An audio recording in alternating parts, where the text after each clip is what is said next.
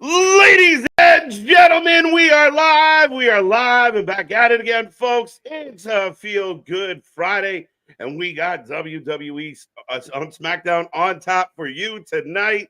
Folks, we got so much to talk about, so much to get into. The weekend is upon us. Make sure you get in that chat. Hit like, hit share, hit subscribe.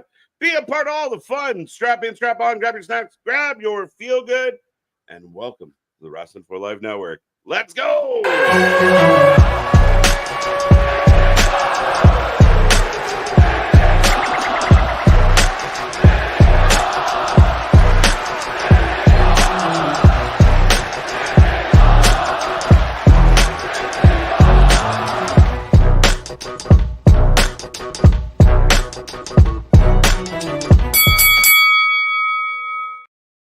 Ding, ding, ding. We are live and back at it again, folks. Like I said, we are the Wrestling for Life Network. This is another live stream, and we are the channel that just watches more live wrestling than anybody else out there, folks. Welcome back to the channel. I hope everyone out there is having a happy, healthy, and safe week, and we appreciate you making us a part of your weekend.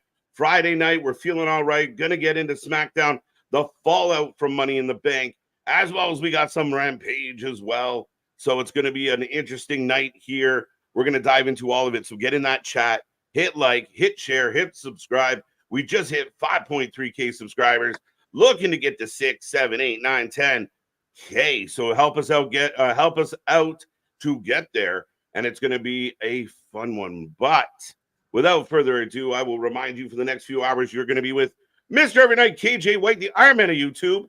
And Big Nick. Ladies and gentlemen, boys and girls, children of all ages, the Wrestling for Life Network proudly brings to you its YouTube tag stream champions of the world, the Every Night Delight, KJ White. I'm Big Nick, and yes, they're live tonight from Worcester, Massachusetts. And speaking of woos, there will be no more woos or woo energy or woo wings or woo shrooms or anything like that going on in AEW, my guy.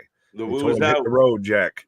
The woo is out. Nick, before we get into everything that we want to talk about and get the pre-show started off, I will remind everybody we are about 27 minutes away from the start of the show, and we are going to cover it all. We got lots to get into.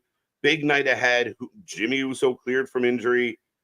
Solo beat or pins Cody. What does that mean? But before we get into anything, Mr. Big Nick, I have to say happy birthday to the leader of the Hopium tribe, one of the longest for lifeies kicking out there. So happy birthday, Damien. 29 years young today. Not even 30. What a young pup. Let's go. Man's still just on the other side of the dirty 30, but happy birthday, my God. Man's got a whole Hopium cake out there. Right. Sharing a birthday with Sami Zayn and some others. So happy birthday. Happy birthday. I can even balloon. Yeah, right. You got to try and do the symbols, the balloons. Oh, there we go. You got the balloons like Twitter. All right, Nick. Lots going on. Lots to talk about tonight. How you feeling about it? What are you thinking? Of course, one of your favorite moments of the weekend was the fact that Tiffany is the Money in the Bank holder. So where do you want to go with this? Well, we could talk about how she's going to be celebrating tonight. And I think especially she'll be probably ringside for Nia Jax and Mishin, because we're still setting up that, her and Nia Jax are pretty much a thing, a tandem. I think we're going to probably at some point before SummerSlam get a tag match between Mishin and Bayley versus Nia Jax and Tiffany Stratton. But okay. I still like that whole theory going around of Nia Jax may not win and probably isn't going to win at, say, SummerSlam. And that's where Tiffany slides in as the 1, 2, 3. I could really see that being the case. Again, they've strapped the rocket to Tiffany's back. She has been outstanding since she's been on the main roster. She wins Money in the Bank. She was a heavy favorite going into Money in the Bank. She pulls it off. And yeah, I mean, Nia seems like the perfect person to push Bayley to that point of barely getting by, and a perfect opportunity for a young, opportunistic heel to get a W. Is it reminiscent to Nia and Alexa Bliss? Yes. Fair enough. Because that just kind of popped into my head of it seems kind of similar out of, granted, Tiffany's still super athletic and everything, not saying Alexa wasn't, but still kind of using Nia as like the big heavy bruiser, batter the shit out of Bayley, and then you can just slide in and pick the carcass apart. Yeah, no, exactly. And I think Nia plays that role really well. We saw Bailey defend against Piper Nivens. Now she heads into a defense against Nia Jax. Again, I mean, I think it's going to be a really good match, and I think they're doing pretty good building up the angle between the ladies that are involved. Fair enough, fair enough. But speaking of angles that were brought up and everything from last week, we ended last week's show with Solo Sikoa calling out Roman Reigns, and if he wants this, he can come and take it from me. And I'm sure that there was someone rather upset about that, and could be returning sooner rather than later. Do we get Jimmy Uso tonight? We really could get Jimmy Uso tonight. My assumption was that we were going to get Roman Reigns back in the mix first, and then the others would come in one by one to kind of help him. But it might not be the case. Like, it might be Jimmy's the one that shows up. They kind of got us guessing at this point. And they went from like hinting at Roman to like really You're getting Roman. right, throwing up a flare. Like, all right, it's on. So very interesting. Well, you've already had the "We Want Roman" chants. You've now, Paul wouldn't acknowledge Solo as his tribal chief because he still acknowledges Roman as the tribal chief. So now you're getting this kind of, Killmonger T'Challa kind of challenge here for the throne a little bit here. But I think that we'll probably get actually, I should say, of Jimmy and Jay get back together, or reunite, or they patch it up, what have you. Then probably it's been all but confirmed at this point, come SummerSlam, Roman showing up. Yeah. In what manner and what capacity, we don't know. I thought maybe he was coming back before SummerSlam and they were going to have him in a match at SummerSlam. But no, it looks like, and I kind of had this visual. Could you imagine Solo looks like he might beat Cody, like, the Gorillas or Jacob help him out, and Cody's down and out, and Solo standing over him, and out of nowhere you hear, "Ladies and gentlemen, my name is Paul Heyman," and Solo's head whips around, and he reintroduces everybody to the tribal chief. That would be amazing, but I still think you could get away with just his music even starts to play. Yeah. And that's enough that throws off Solo of, oh shit, now I've actually got my consequences have, or my actions have consequences. I almost said it backwards. Yeah. But I think you could do that more than you come all back in once of Heyman and Roman, or do you slow build it and he brings back, Heyman at some point? Yeah, I wondered if part of it could be, Heyman stays away, and this is Roman doing it on his own without the Heyman shield. Well, I think Heyman will be there, just maybe not out the gate. I think the idea, like the pop for Paul and the pop for that situation, I think it amplifies that potential pop. Like Roman's music hits, people are going to lose their mind. But if Paul's the one that walks out and says, like, "Hey, remember me? Remember remember who is my tribal chief?" I mean, I just think that initial "ladies and gentlemen," the crowd goes ballistic. What if you do the reverse of "you're not my tribal chief," and you have Paul come out and he's groveling and just, "Please forgive me. I'll acknowledge you. You are the true tribal chief. I want to be by your side." And then whatever turn of phrase he uses, it just like, "You are not my tribal chief. I will acknowledge the true tribal chief." And then Roman's music pops or something like that. Yeah. Absolutely, either way, you get Paul and Roman together, you're blowing the roof off the fucking building. But I wonder if you wait and save that for, I doubt you can wait to save it all the way till Mania, but no, you're not going to go not even a Survivor Series. SummerSlam might be a time, if you're going to do it, you're going to do it then. That's what I'm thinking. Like SummerSlam, and how they do it, I don't know. I'm just guessing. But SummerSlam feels like the moment. Like that's going to be one of your main events, if not the main event. Especially if Roman's coming back, that's the last thing that goes on is Cody versus Solo. And I think no matter what way they do it, you're going to get an explosion. However, it does feel like at the time, I don't think they're going to wait all. I think if they're building to something at Survivor Series, you need some time to build towards that. If you're bringing back Jay and Jimmy and You potentially need to build the teams together. Roman might just be himself at that point. we need time. We need time. So I think SummerSlam might be the spot. Yeah. But original point slightly, I guess, of Jimmy tonight. Do we get him? Does he? Because we have the solo. What? How did WWE phrase it? Solo Sikoa continues his rise to the top, is what they're advertising on their website. So we're just gonna see them. But that to me feels like that's where you could get a Jimmy that shows up, or you get KO and Cody and Randy, and they challenge the Bloodline, and we get back to that. But the numbers aren't fully even here, and then Jimmy pops out. I really believe, and maybe it's just like I'm hoping for it, so I'm pushing like little signs are giving me the answers I want on this one. But I want Solo, Jacob, SummerSlam, one-on-one. Let's fucking go. Why would Solo face Jacob? Oh, not Jacob, my bad. KO, Jesus. Oh, okay. Fair enough. Jacob and KO, one-on-one. Fair enough. That 100% just sounds like a fucking barn burner. That I think that's a great way to go with this. Oh, one Samoan street fight or whatever the fuck. Maybe add at least some sort of a step to it.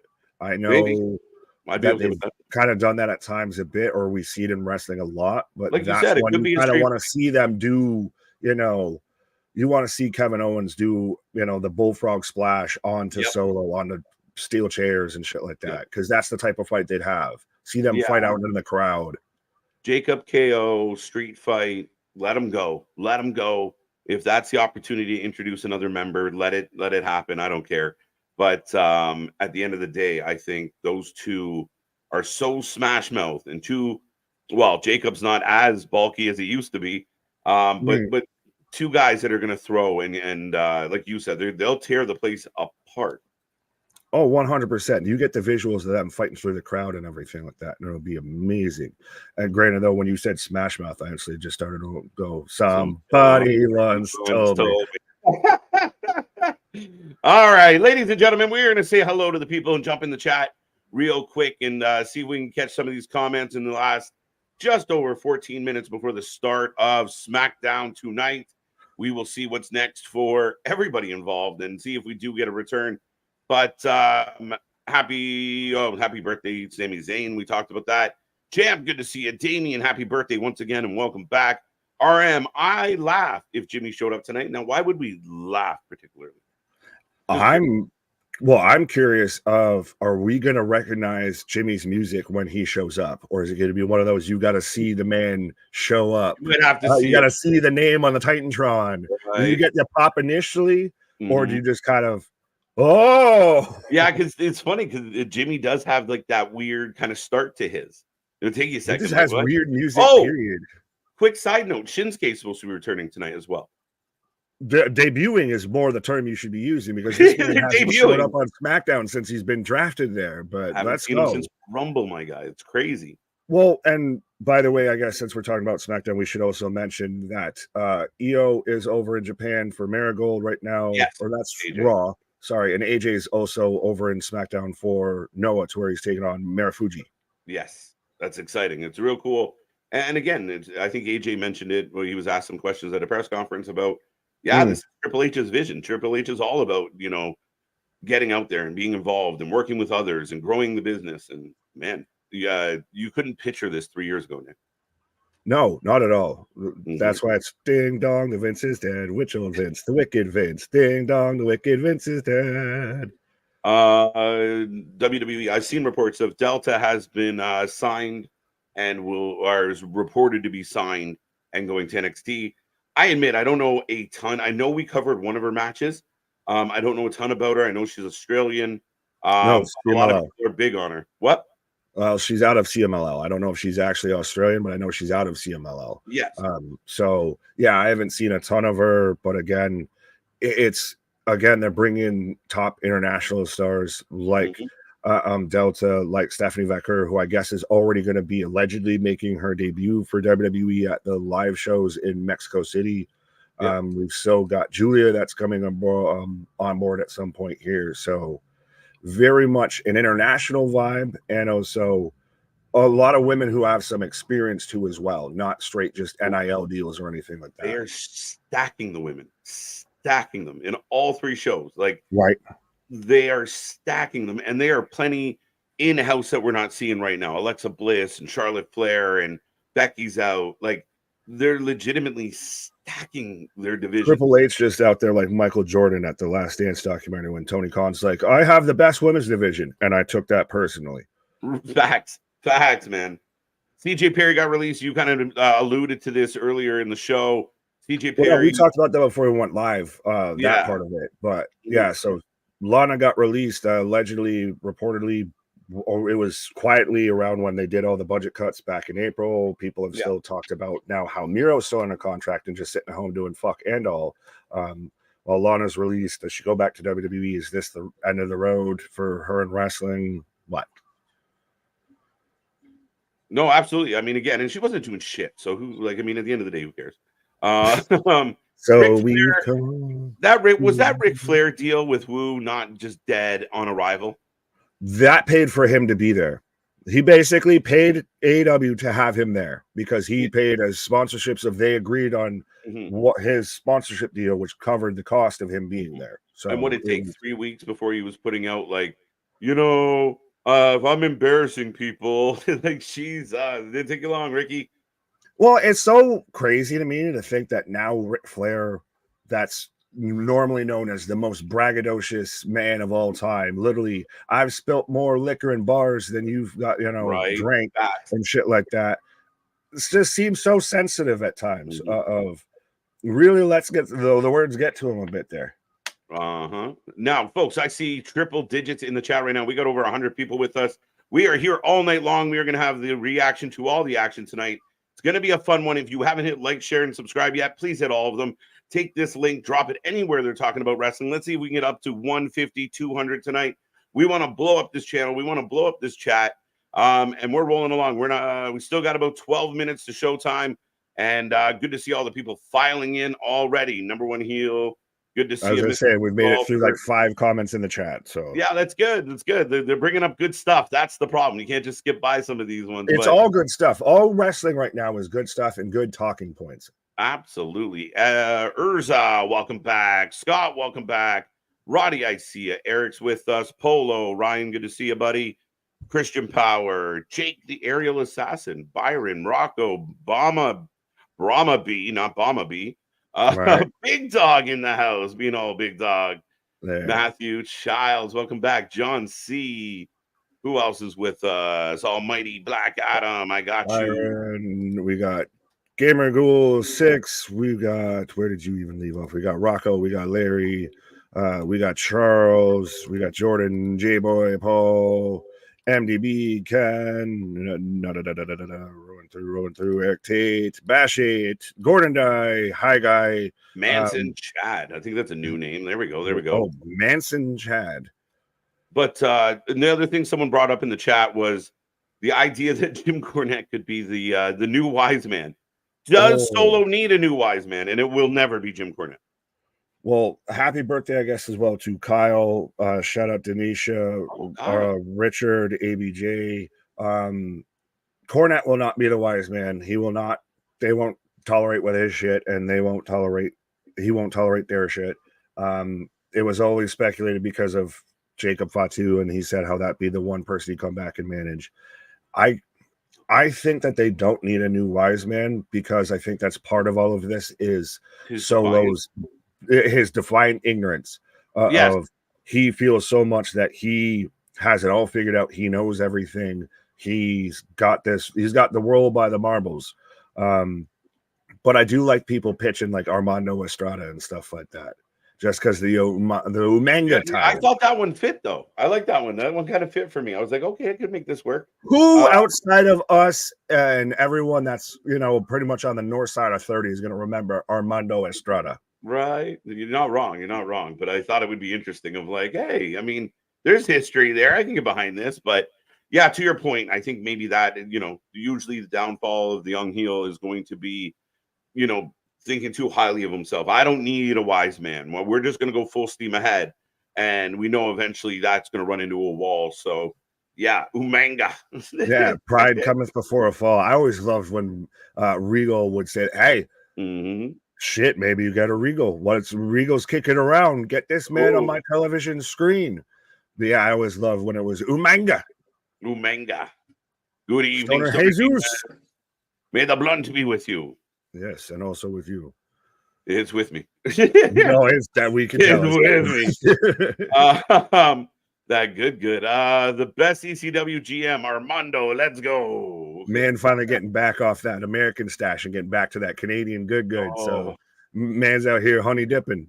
Oh yeah, we should really change our Ralph Wiggum just stand up. I don't know why the Maple Leafs on our flag at this point.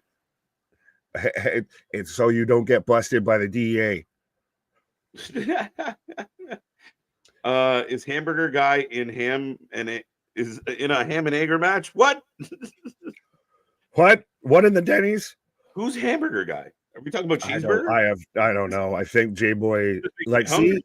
I'll confirm for your vitamin mind. That's actually what he said. You didn't just imagine you're not that hungry that you were thinking he was talking about hamburgers and he was actually saying something else. It was highly possible. I had to read it twice. Yeah, no. Happy birthday to Brock Lesnar as well. So Damien in some good company. We've got the Beast incarnate and then the Hopium incarnate in Damien. I like him. How much time? Eat, sleep, hope, repeat. Eat, sleep, hope, repeat. Right. Hope, repeat. Ronan, good to see you. We haven't clicked on you yet. Rocco, we got you. But Jason, what up? KJ, Nick, SmackDown has a new lead commentator for the show starting to. Well, that's the thing, is it's starting tonight because they just said during the summer with Joe Tessitore. I feel sad for Corey Graves. I thought he was good. Graves is good, and there's nothing saying that Tessitore is going to be the lead. Corey still will probably be the lead because he's the most experienced by far. Yeah. And he's good at what he fucking does. Tessitore might be there a bit, like when we saw Jimmy Smith and Corey. Jimmy Smith sucked though. So he sucked. Adam Lee sucked. Kevin Patrick sucked. Corey's been with a good amount of people have sucked and managed to make them somewhat decent. So Tessitore's the guy. I think they nailed this out of the park. I'm hoping. I admit I don't know a lot about him. I'm curious. I mean, again, that audio change always. Did you ever? I think SRS said this. So if I'm wrong on this, be mad at Fightful. Did you ever play the Fight Night games? Yeah, the boxing games, everything. Yeah. Tessitore did the commentary tracks for that. Okay, so maybe it will be familiar when it pops up. There you go. It's so funny because Jimmy Smith was so bad, but when I see him away from wrestling, just talking, like this decent guy, talks well, communicates well, seems to know his shit. It's a different style. It's a different thing. It's a different animal. Yeah, that's always my nerve when you bring in people from ESPN or one of the sports channels or even somebody from a different walk of entertainment. It's just a different animal. Like, especially when the fans are so dialed in the way most fans are, or a lot of fans are, of like, he didn't know what that move was called. Like, we literally call ourselves the alternative commentary because most of the time we say that these commentators suck. Looking at you, Excalibur, Tony Schiavone, etc., etc. Taz is good. Taz is he's climbing an uphill battle with a fucking unicycle on that one. But that's the thing, when the fan base, when you have people in the fandom that can probably do your job better than you do your job, that's when it gets tough. Absolutely. Happy birthday, Mama MDB. It was Mama MDB's birthday. Shout out MDB. Happy person who made you alive birthday. Right. Happy birthday, Mama. KJ and Nick, you saw Shingo Takagi. Tagia. He said he wants to go to Orlando. We've been talking about this a lot. Or James brought this up a lot. I haven't seen a whole lot on it. I haven't seen a lot of tread on that tire of that story. I mean, if Shingo came over to NXT, he's a Nakamura. He's right in that same slot right now, I think, respectfully. Like, Shingo Takagi has a better chance of getting booked prominently better in New Japan or AEW, I will say this, I feel, than if he went to WWE. If he went to WWE, he would end up like Nakamura. And as much as I love Nakamura, and I was marking out, and that was the big thing that got me excited for 34 was seeing AJ Styles versus Nakamura, because it would literally be Wrestle Kingdom. The one live show that I've been to, I came out to the man. I was walking to my seat as this man was coming out to the ring. I love me some Nakamura, but Nakamura is not New Japan Nakamura anymore. No, that would be the same fate of Shingo Takagi if he came over here. Right. Seems like everyone's clamoring to get to WWE these days. Yeah, because no matter what people say publicly, people can, read. And I think people are very aware of this. Oh no, you have people like Ethan Page who say that shit publicly too as well. People can read. And then also they'll get very mad about when they actually say things like that. It's amazing how when you don't go to the side of the fence that they want you on, everybody turns on you. Oh, the dog pack mentality is brutal. You saw it with LuFisto.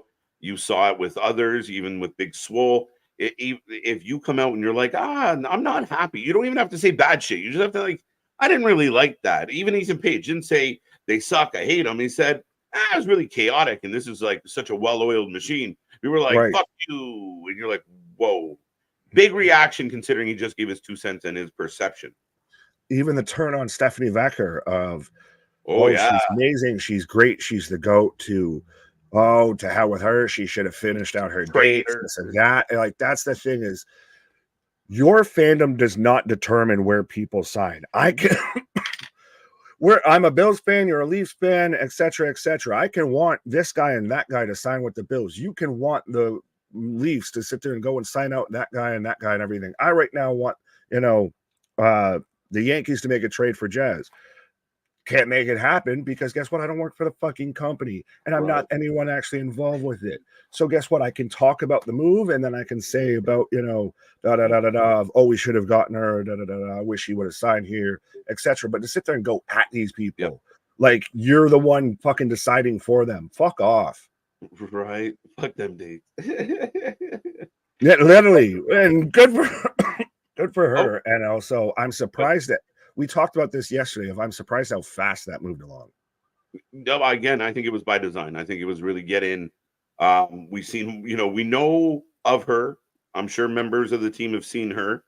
Then they see the match of Forbidden Door, which all but confirms, yeah, she can go. Especially with one of your former talent. Okay, she got in there with somebody we're very familiar with. That's a nice litmus test right in front of our very eyes. So is Mercedes now just the litmus test? Yeah, wait till they sign Britt. We don't want you. We'll just use you as the 1, 2, 3 kid. You're the enhancement talent. Yeah, we know what your level is. So if somebody comes in better or worse than you, we have a pretty good gauge of where they're at. So here we go. But it's just crazy because there was so much the buzz coming off of her after the Forbidden Door match that quickly shifted to where could she sign? And that shifted to she's out of CMLL in New Japan, to shifted to she might lean WWE, to she's at WWE, to now it's even shifted of she was never even considering AEW allegedly. Well, I mean, it's no different than kind of what we're going through with MCMG of like, where are they? What happened? So anyway, but real quick, we're about a minute away from the start of SmackDown, folks. We are over 100 people in the chat. Remember, be a friend, tell a friend. We want to see how many people we can get in here and increase our numbers. We want to get them all. But get in that chat, be a part of the fun, be a part of the Wrestling Utopia. I will remind everybody, next Thursday is the half-year awards, the 4 life fees, the golden KJs, if you will. We will be giving out some hardware to all your favorite categories, as you can assume.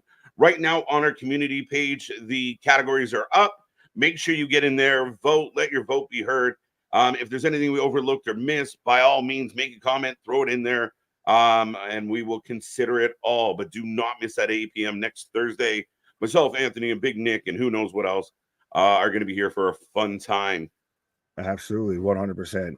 As we're often imitated, never replicated, never duplicated, up to something season, never sleeps. And we do have the super chats, the super stickers, the memberships as well. If we miss your comments, especially, we've got 106 and we're still climbing and still rising, folks, as the show's about to kick off. So we do have the super chats, the super stickers as well. So you make sure you get your comment read, and the memberships. You get all the emojis, you get the members only streams, yada, yada, yada, etc., etc., etc. And we are going to sync up as I'm about to get the start of the show. So Nick and I are going to lock in. If you guys want to sync up with us, by all means do so, as I am about to get now. Then it just starts there, my guy. It literally just started there. Now, I got the WWE logo. Okay, I'll get there. I got forever logo. to fucking hell together. Now I got the WWE logo right there. That's what I was waiting for. Let's go. That's I told you. That's All why right. I said it. I think we're synced up. I think I've we're got close. Solo right now. Last Saturday Yes. for Money in the Bank. Sounds good. Wrestling life. That's what we live. It's a wrestling life for us. Yo ho ho. Oh. I'm synced with Nick. I understand. All right, Jules. Welcome. There you go. Like that shit. Let's go. Hit that like button. Yeah, where are we at? What are you at? I have no idea. 48, but I know I need to refresh. 125. I got 124. Do I hear 125? Do I hear 126? 127, 128, 129, 999, 30, 30, 30. Well, we are starting off the six-man tag match, folks. Sorry. Money in the Bank. Sorry, go ahead. What's up, We Byron? said the same thing. We said the same thing differently. Yes. WWE Survivor Series might be coming to Los Angeles. I have seen these reports, Eric. So very possible.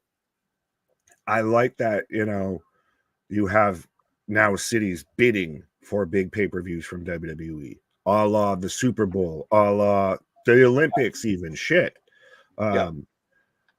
That's pretty crazy to me. Well, and I just find it funny that we know of like 2025 and 2026 pay-per-views, and we don't know about some of the 2024 ones yet. We know about that in Atlanta. We did know about, we still don't know about Survivor Series. We're waiting to see what the back end of the year has in store. So, I mean, again, LA is a great place to go.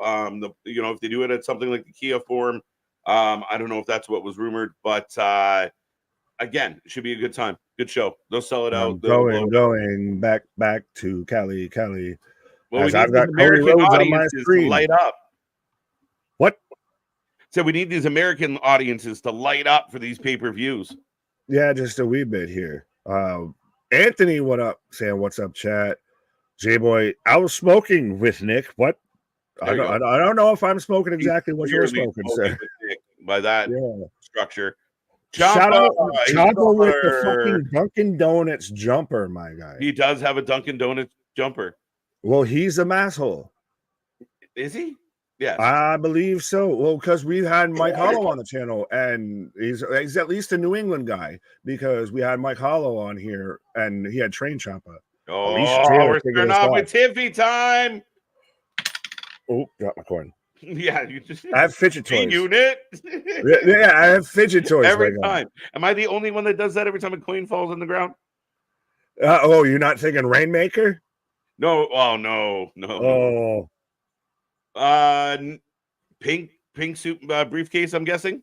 I'm hoping. Just read the super chat while I embrace my Tiffany. Oh, still white briefcase. Okay. Shameless self-promotion incoming. The latest episode of The State of Wrestling with me and Jake DeMarco was up, talking about the Money in the Bank weekend, Rascals reunion. Folks mad about Vancouver. Come chill. All right, Spaz, thank you so much for the super chat. And then go check out our buddy Spaz, fellow Canadian. Don DeMarco. That's all I could think of when I heard DeMarco. I'm sorry. There you go.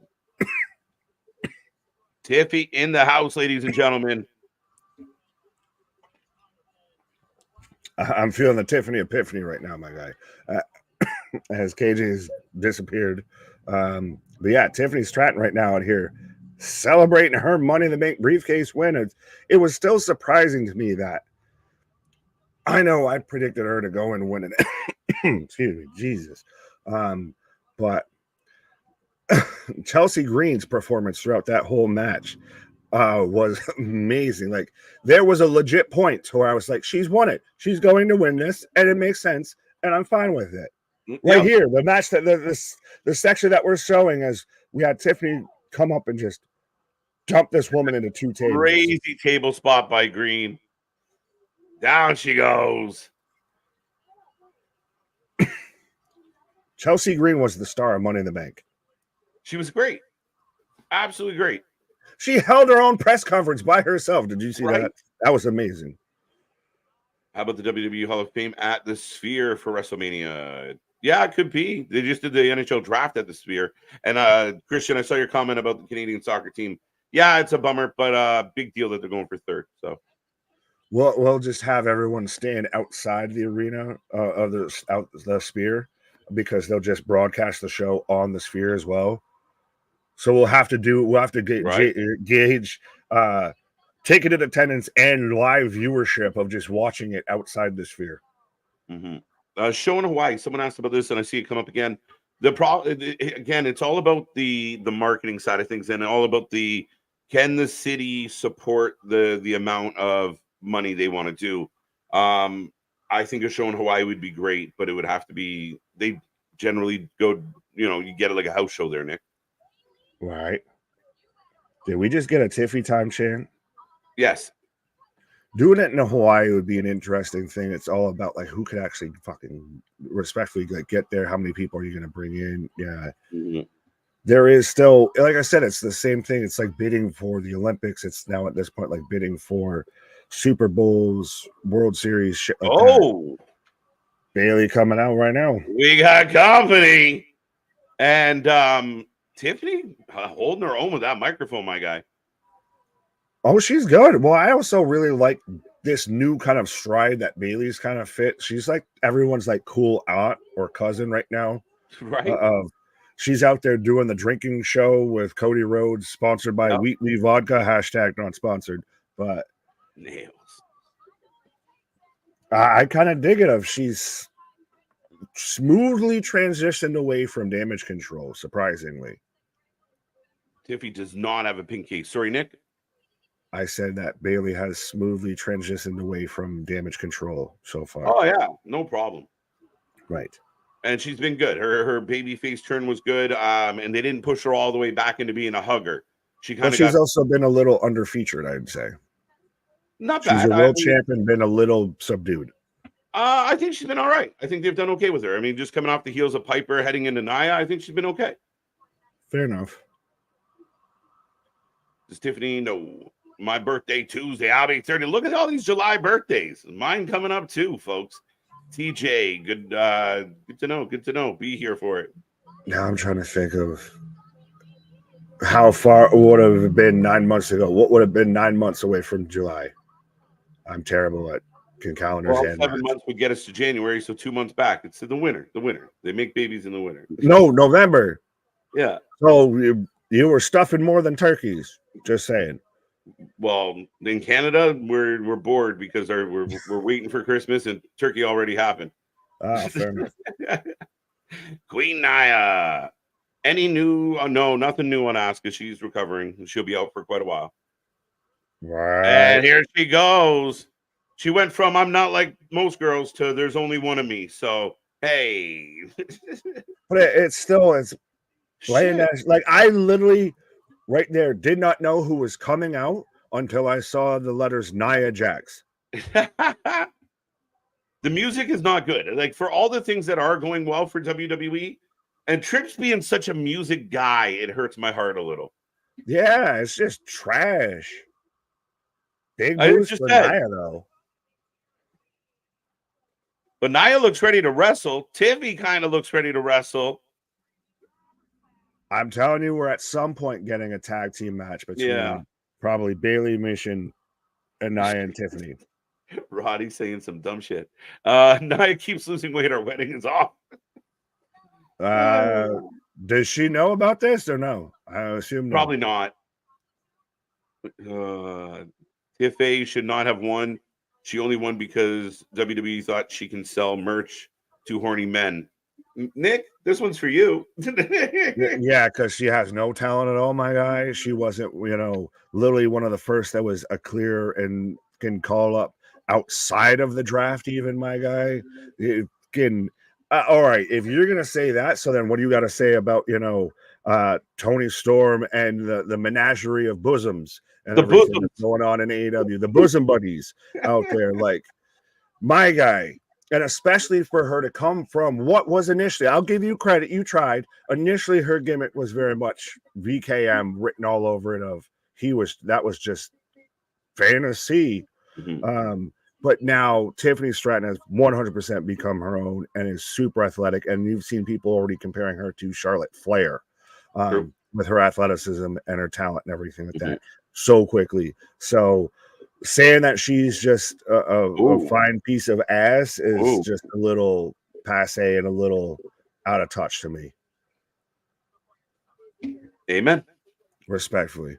Bailey looking good. Absolutely. Bailey loses to Nia at SummerSlam and Tiffany cashes in on Nia and fails.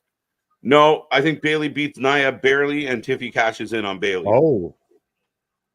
I laughed. She barked at Tiff. Tiff just stepped out. All right. I like this though with Nia here. I don't know what you're trying to play between this whole divide and conquer between me and Tiffany. I like Tiffany. She's my personal little Barbie doll. There you go. There you go.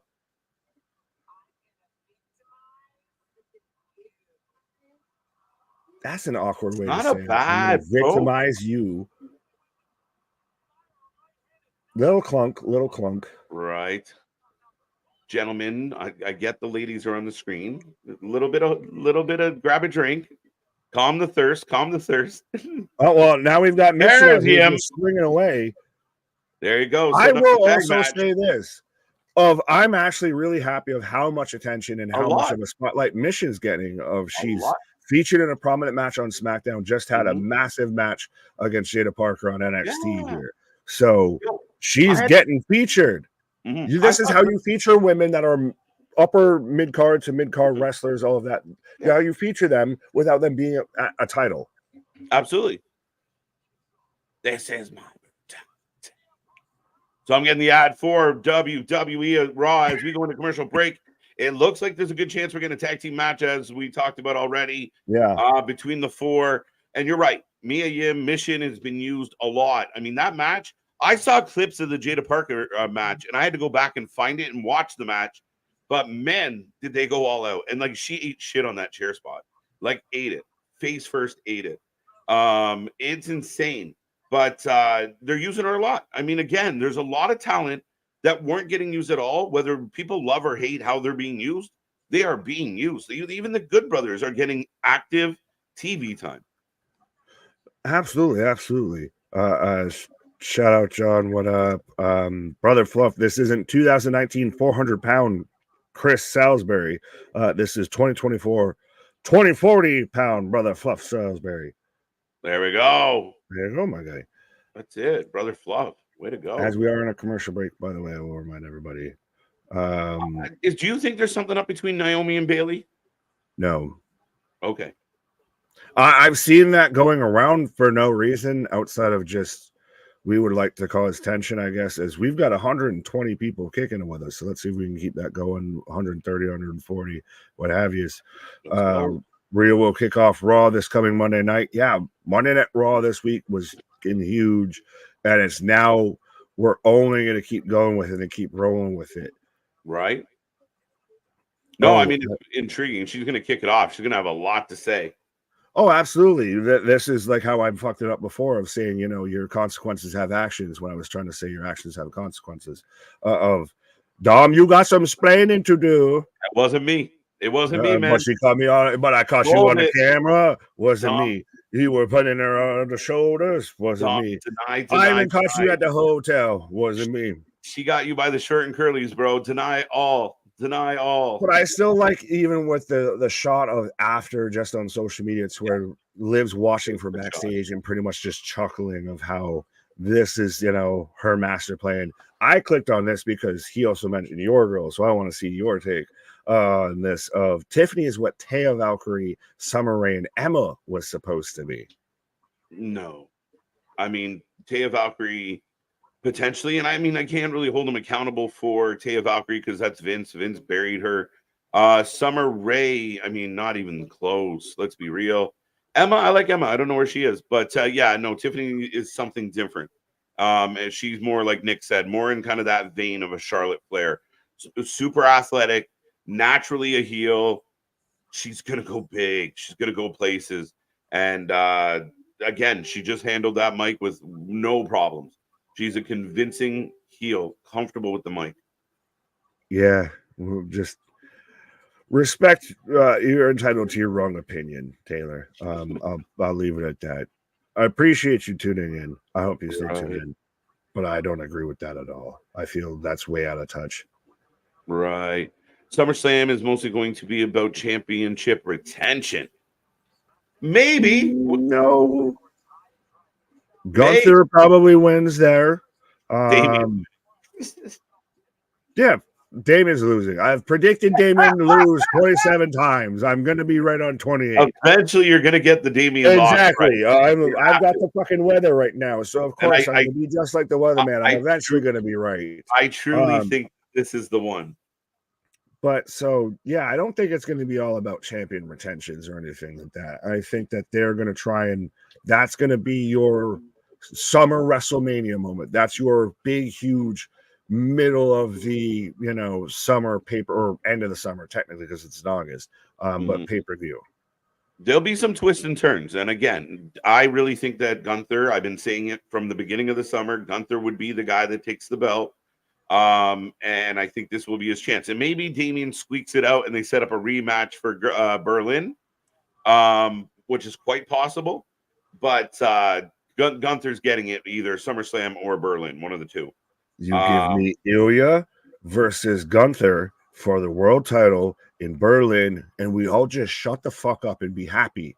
I would love that. I don't know if they have Ilya in that position yet. Make it so. Make it so. Maybe. I don't know.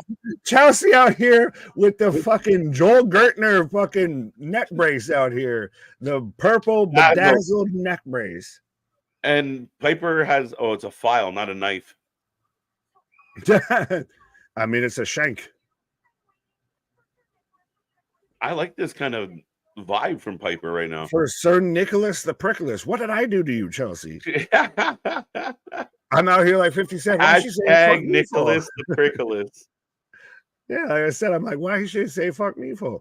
Well, you had Isla and was that Blair Davenport, B. Priestley chatting it up backstage. That was the last little second cutaway. But see, that's again the little Easter eggs, the little fucking details that they'll throw in there. I was wondering with Nia and Mia. Oh, so we went Nia and Mia. I had no idea that was coming up next. There we go. Folks. Nia and Mia, Mama. Here I go again. Get in that chat. Get your predictions in. Who are you taking out of 10? Who are you taking out of 10? Who are you taking in each match? A rating out of 10 at the end of the night. Don't leave early. We want to know what you think about all the shows and how did this one go as well. So Cody winning. I don't know what it has to do with this match. Queen Nia for the win. Yeah. Nobody wins. That's actually probably also the likely Nia Mia. Nia Mia. Here I go again. Mama. How can I resist you? Nia Mia. But bonkers. This could very much end in a kerfuffle, and that's what, like I said, we either lead to somewhere later in the show or next week we end up in a fucking tag match here. But if there is going to be an out and outright victory here, I think it's going to be Nia. Yes. Well, no, the Mission's not going to win this one, no matter what. I don't know, but you get the babyface gets a win, and it gives the reasons the heels to kind of claw back at it. I don't know. I would be hard pressed to see Nia taken out. Right as she's about to challenge for the world title. Yeah. To Mission. I mean, again, you could argue if Bayley kind of tripped her up or something. I think that would be it. Wouldn't be a clean win. No, very unlikely. Maya in the corner, big hip thrust. No, those are cheeks. Shout out Rikishi. Those are ham hocks. What did she just pick up? Her eyelash. Nia's wagons. Her posterior so powerful it knocked off a fake eyelash. Careful, she could get pink eye. Nia Mission for the win. Booty rub. Nia for the win. Oh me, oh my. Everyone loving it. Yeah. Ham hocks. No, straight up hams. Nia giving Mission the stink face. A hundo. Twice. Ripped her eyelash off, Nick. Yeah, the power of the posterior. Power of the posterior. Here I go again.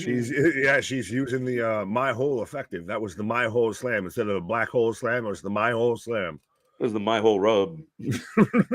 Yeah, like normally it's just that, but then why are you like putting that stank on it for no reason? Right. The pink eye squish. The pink eye Speaking of parade. squish, Nia on a tear right now. Should have been me. Down, boy. Down. Listen. Yeah, but see, this is where I think she's getting. What the fuck type of tone did is she that? just do the Ace Ventura? Just my whole. Did she just do the Ace Ventura to Bailey? Spread them. Bro, she's got to lose just on principle now with that. Like, she's getting fucking rolled up because Bailey caused a distraction. God. Nia Jax putting on a clinic. I don't know what some of it's been, but there's been a clinic. We'll probably go back to commercial here. I think me and him might be seeing a clinic after this. But yeah, she did the Ace Ventura and Bailey, bro. Yeah, that's what I'm saying. She's got to lose now on principle because she's now so overconfident in everything. I'm telling you, this is going to be Bailey gets involved, causes a distraction. You know, Mia Yim gets a fucking surprise roll up 1, 2, 3. You've still got a week 2, 3, 4 to build up Nia to get her back on the rebound. But at this point, she's too dominating too early that she's got to have a comeback. Yeah, no, 100%. I think she'll have her like, oh no, Mia might be okay, but I think at the same time, right now, Nia Jax an absolute force, so it'll be hard to call it. Nia is my whole world. She got the whole world. She had the whole world in her hands. All right, down boys. We're trying. Don't scare. It's so funny you say that as you click on Big Dog of all people. Just. Even not even knowing Big Dog, but just name intended there of down boys. Down boys. Let's go. Don't scare away the 10% we have. There's currently 7 championship matches rumored for SummerSlam. There you go. I've seen these rumors, Nick. I will believe them when they are confirmed. That's the thing. Is again, still Cody Solo makes sense. What's up? Cody Solo seems to make sense. Cody Solo makes sense. Damien Gunther for sure. That's confirmed. Nia Bailey confirmed. Punk Drew or Punk Seth Drew. I've seen that rumored and speculated that yet. LA Knight Logan.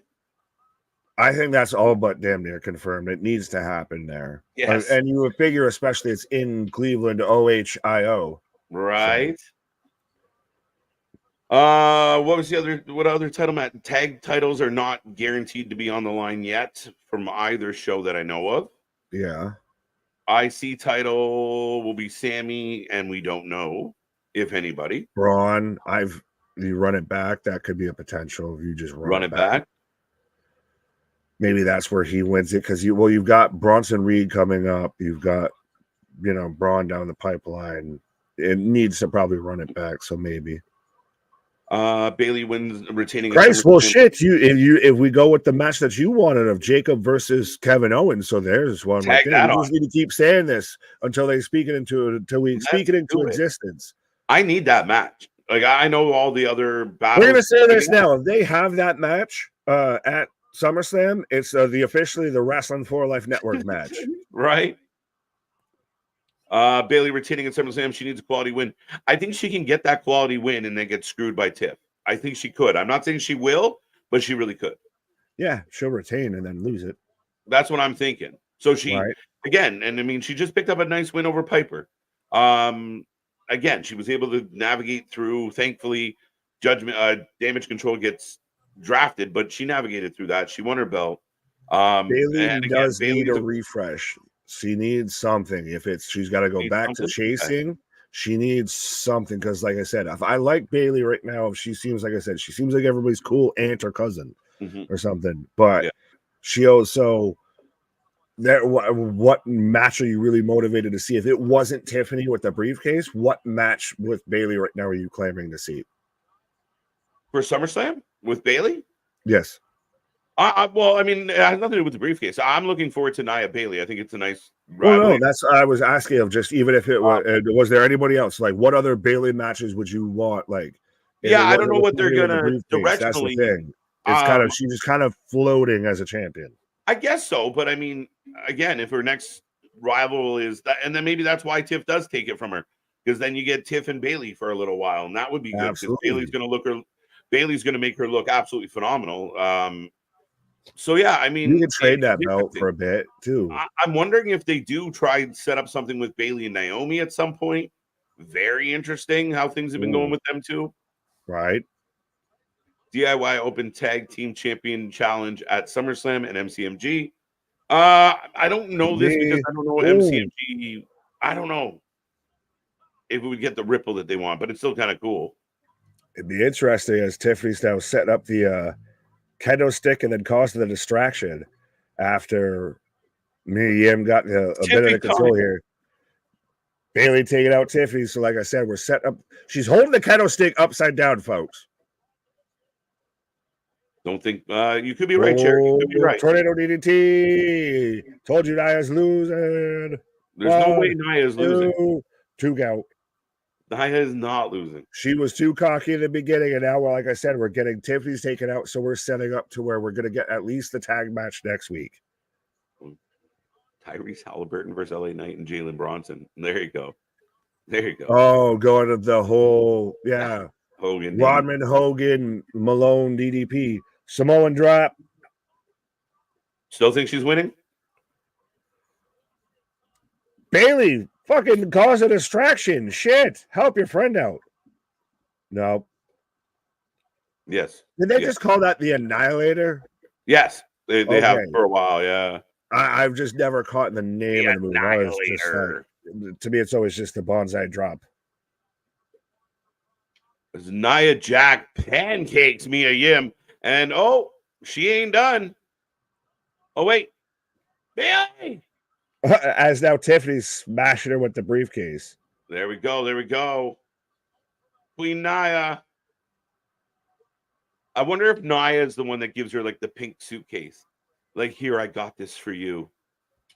Could be. Well, she called her little Barbie girl and everything. She should come out to Barbie girl. She's out here. Nia's just treating her like she's her fucking pet. Big ass spine buster. Nice. Somebody's got to come out and help Bailey out here. Or are we just decimating the champion? Fair enough. Yeah, you're 100% decimating champion with the 2 biggest heels in the division. Absolutely. Fuck her up. Yeah, no, I thought Bailey has no friends, no Naomi. Can't come out here. Can't be bothered. Issues. Her and her other friend, Mia. No Jade, no Bianca. Nobody wants to be Bailey's friend. Oh, come on. Nope. She on her own. And I'm curious about the Naomi part of this. Yeah, that's definitely going to become an interesting topic of discussion here with this, because that's the thing is, especially if we see Naomi later tonight. Bro, where the fuck were you? She's cashing in. She's cashing in. No fucking way. Oh, she's no way. She's teasing. Holy shit. You're kidding me right now. If they do this now. She's not going to do it, bro. Oh, my God. No. Oh, my God. I'm going to stop her. I hate this part. You know what she's doing. Like, why is the ref all of a sudden become a fucking sponge? What is this case you speak of? Right?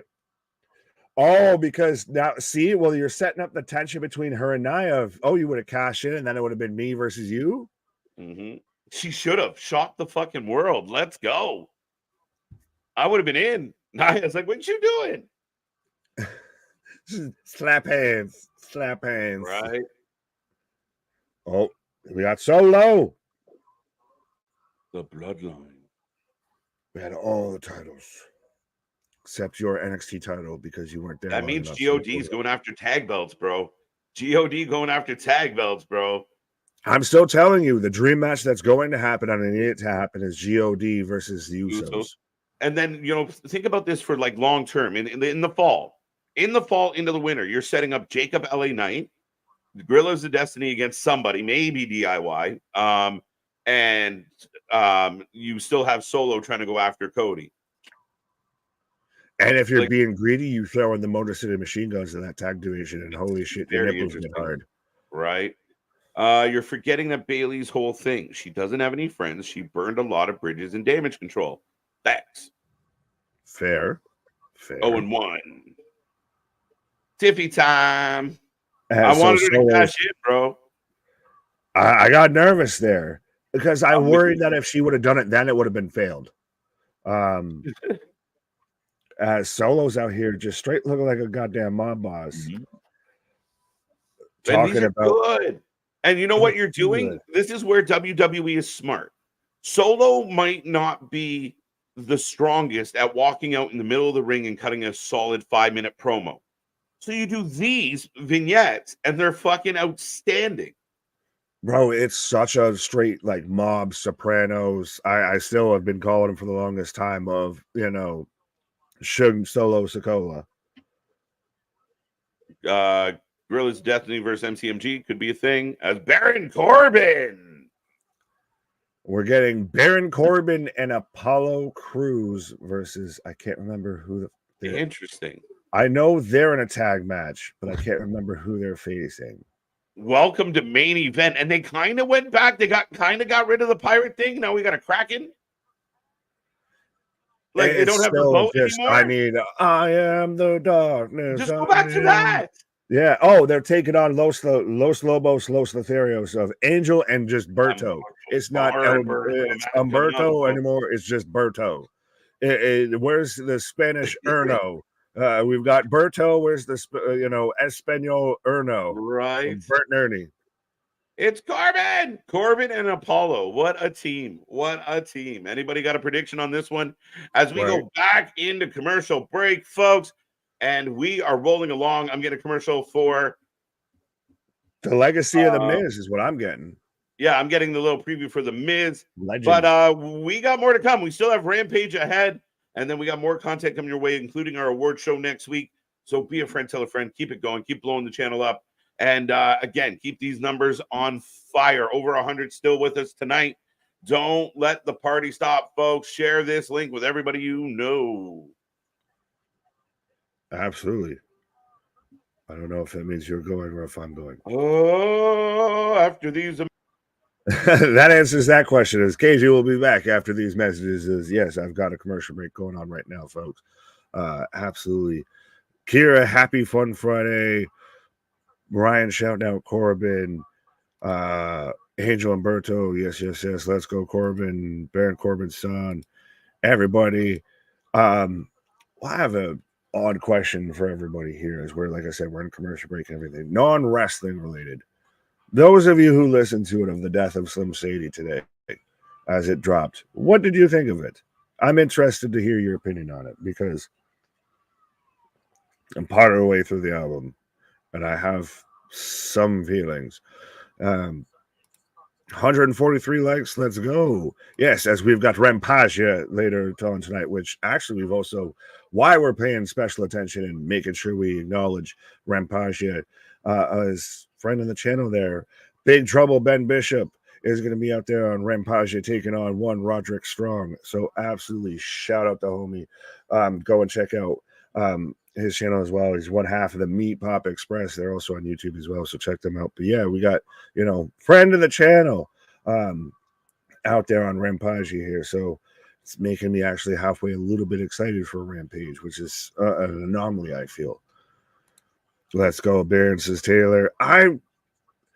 Should we have kept, at this point, can we say and make a decision on if we should have left Corbin and Braun as a tag team? Because we had Braun as a singles and he looked dominant, but he's still not a champion. And Corbin's been even worse of just kind of floating in the abyss out here. A little bit of just rain-made a tag match with Apollo Crews, sorry. Shit. I would have just left him as a tag team. You have a weak tag division as it is, and they would have worked. And you can still even have them go be that kind of singles competitor tag team as well. I don't know. You could have made it work to where maybe Braun goes after a singles title here or there. But yeah, I would have liked them to stay as a tag team. Angel Umberto for the win, says Alex Cows had taken Corbin.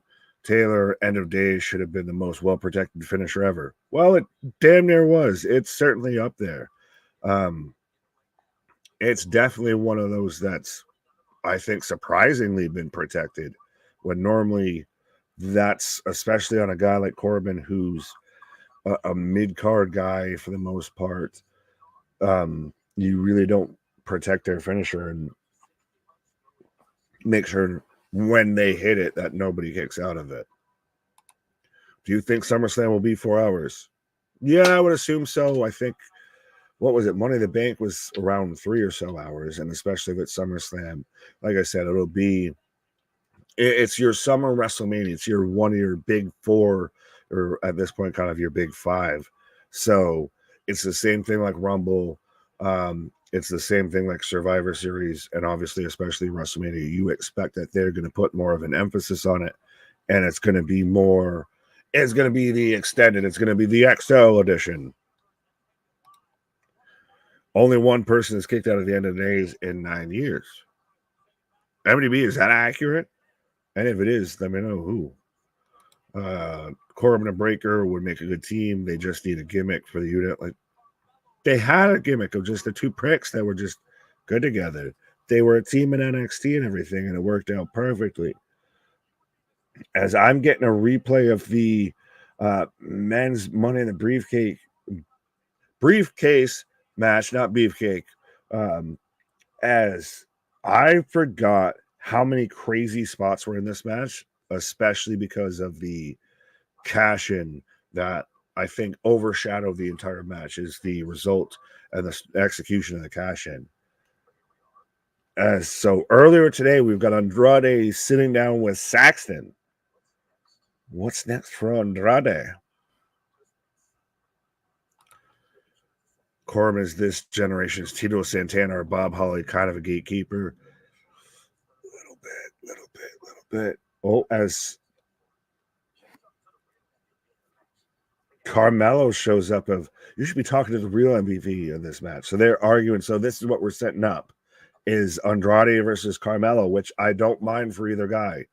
They're going to be fantastic matches, and it's something that works for both of them. Well, Andrade reintroduced, Carmelo just introduced to the main roster, so it works as a good back and forth for them to kind of have something kind of heat up here. I'm with this. Briefcase, yeah, yes, I misspoke. Thank you, big dog. Yeah, Ronan, we got Carmelo Hayes up in here.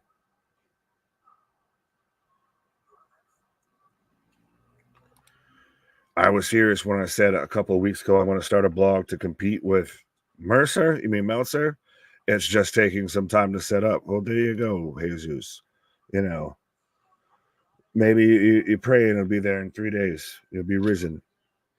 As I've got Apollo coming out right now. So we're still just in the introductions for the babyface team. So Baron Corbin was just stuck standing out there through a whole commercial break and a backstage interview. Oh, if that ain't saying you're down the card, I don't know what is. How does anyone think that we could really make this a tag team that works? Of Corbin and Apollo Crews, both guys that really haven't done a ton. Apollo Crews is a guy that needs to go back to NXT, respectfully. We just saw Cedric go there. We just saw Shante Villadanis go there. You send Apollo there, fuck. It would work. He was there. But what tag team name could we even make up for Corbin and Apollo here? I'm trying to think off the top of my head.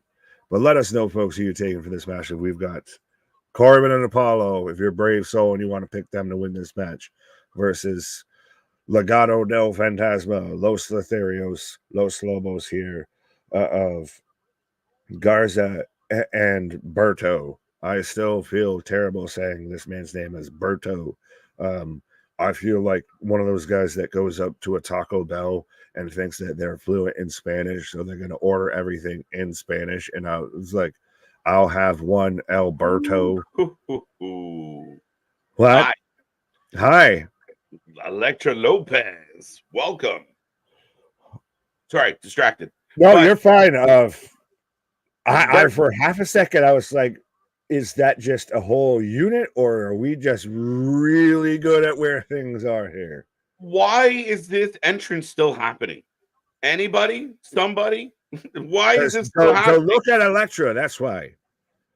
We Like, paid good money for this outfit, so we're going to show off his African outfit. Are we going to get another commercial good before this God. match starts? Oh, so we're bigging this up from...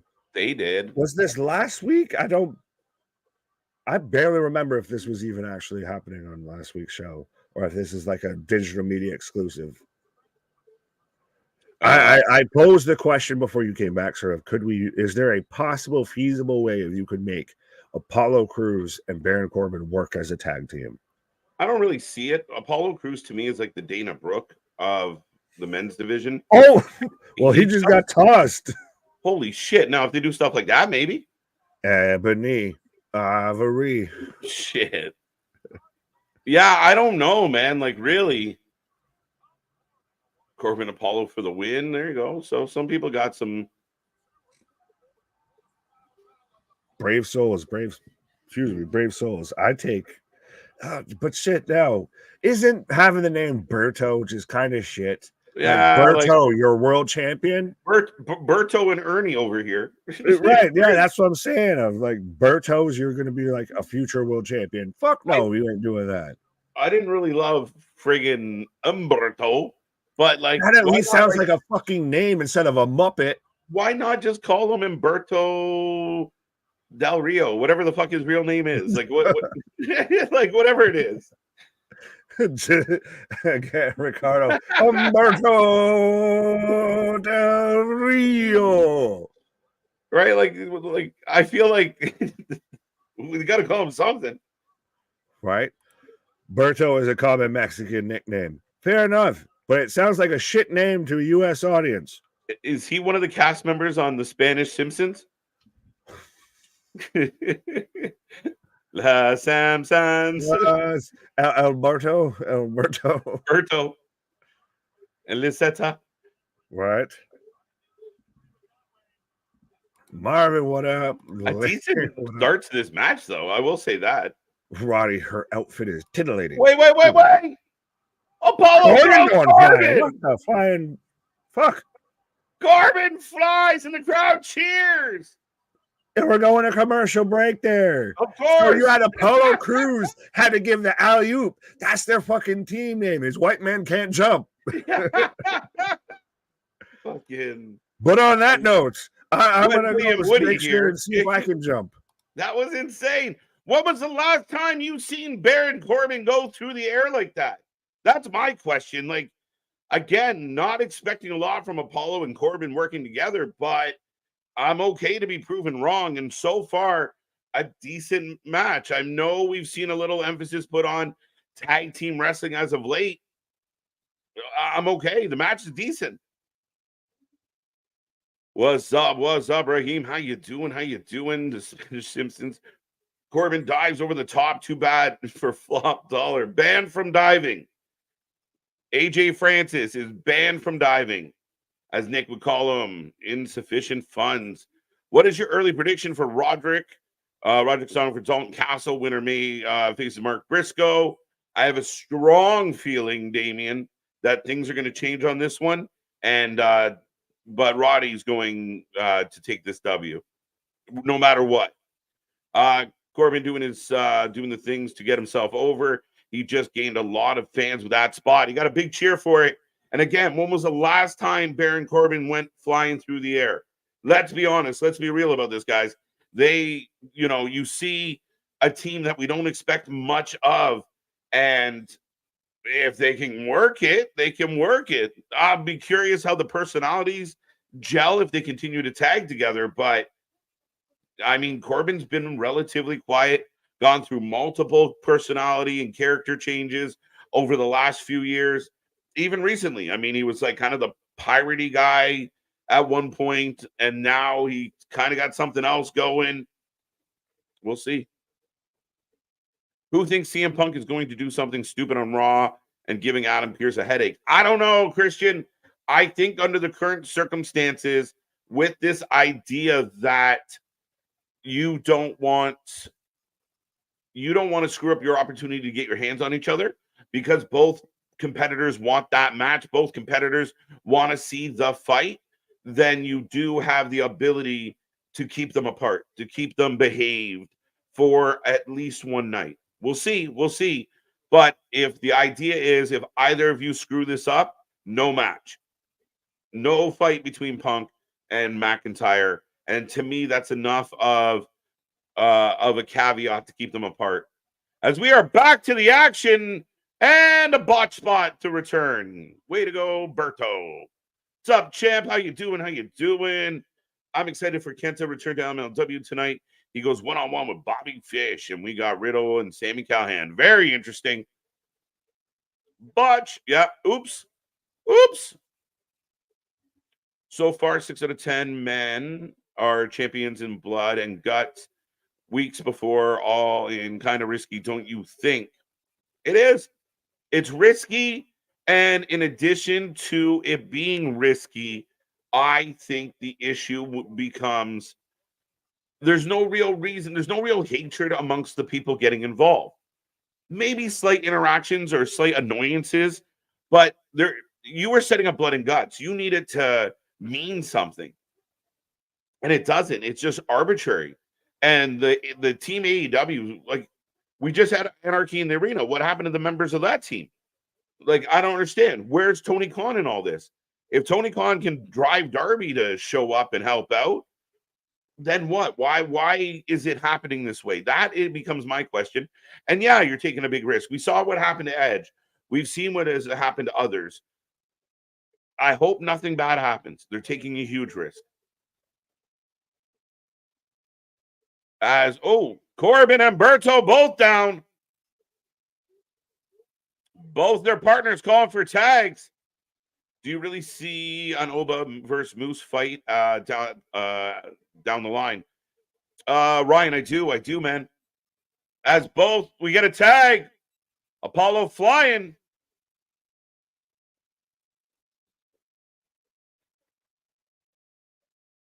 Jumping clothesline. Down goes Angel. I do. Anything's possible at this point, Polo. And you see the murmuring online. You see the wrestlers poking at each other. And I think it's by design. I really do. And at the end of the day, I think you have this huge opportunity to mix and match. I really could see this happening.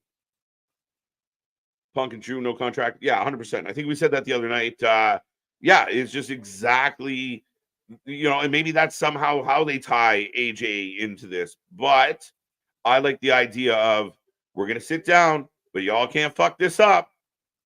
Cruz goes to the top. Big crossbody. Berto breaks it up. I rolled my R's and break.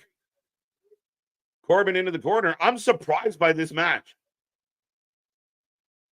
Bad Blood is getting a reboot in October. Of course we do. Triple H versus Shawn Michaels brawl in 2004 between CM Punk and Drew McIntyre.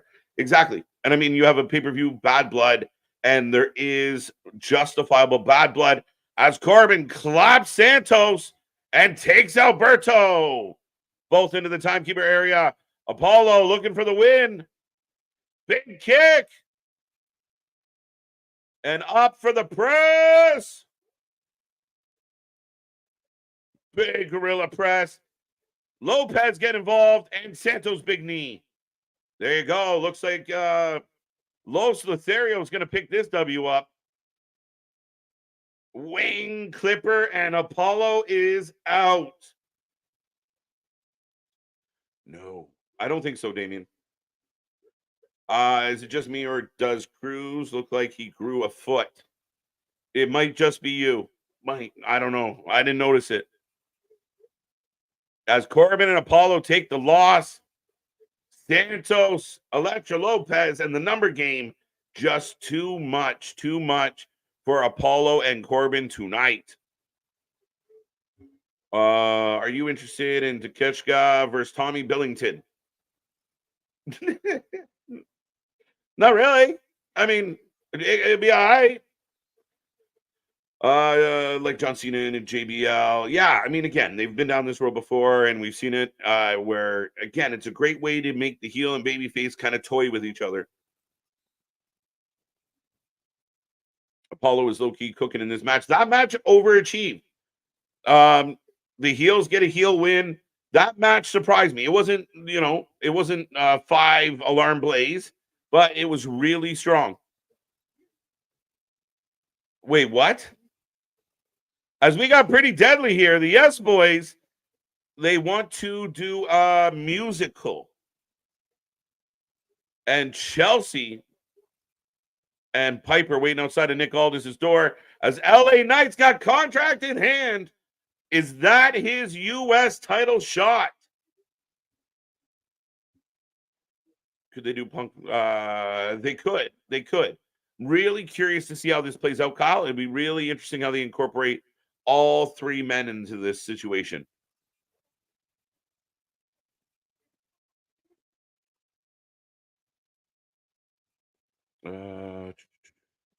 As we go back into commercial break, I really want to see Moose versus The Miz. Battle of the Best Suit, sponsored by Men's Housewear. Interesting choice. Not my first, but fair enough. AKJ, your opinion? You think having Corbin with Cruz and a person like Dutch doing a MAGA character? Nah, probably not. Probably not. You got fans out there getting their panties in a bunch over what's happening with Liv and Dom, or if anything, or Brooks Jensen because his girlfriend got involved or his wife. Fans are, it's not like the old days. You remember the old days? They just like, hey, you're going to be anti-American, and it worked. But now you got to tread so many different fucking lines. I highly doubt it's possible. Max Kruger versus Matthew Justice, 3 Stages of Hell match. That's an interesting match. Better than the last one you suggested, Damien. As I'm getting a Taco Bell commercial. 0-2, 1-1, 1-1. Could they do Punk versus Drew with Seth as special referee like Brett and Sean? They could. I really don't. I don't know if this would be my first choice, but it's not out of the realm of possibility. People suggested a triple threat. I don't know. I mean, at some point you need Drew and CM Punk to go 1-on-1. So maybe that's the caveat. Or maybe it's just Drew versus Punk and Seth gets involved. We'll see. But you might not be off. Chelsea Green still here. Imagine if Tiffy ever came face-to-face with the Wyatt Six. I'd love to see the look on Tiffany's face if she, Howdy, or Nikki were right behind her. Yeah, that could be either gold or horrible. It could go either way there, my big dog. LA Knight has a contract, most likely the U.S. title, a U.S. championship match at SummerSlam. Ronan, I agree. It's due.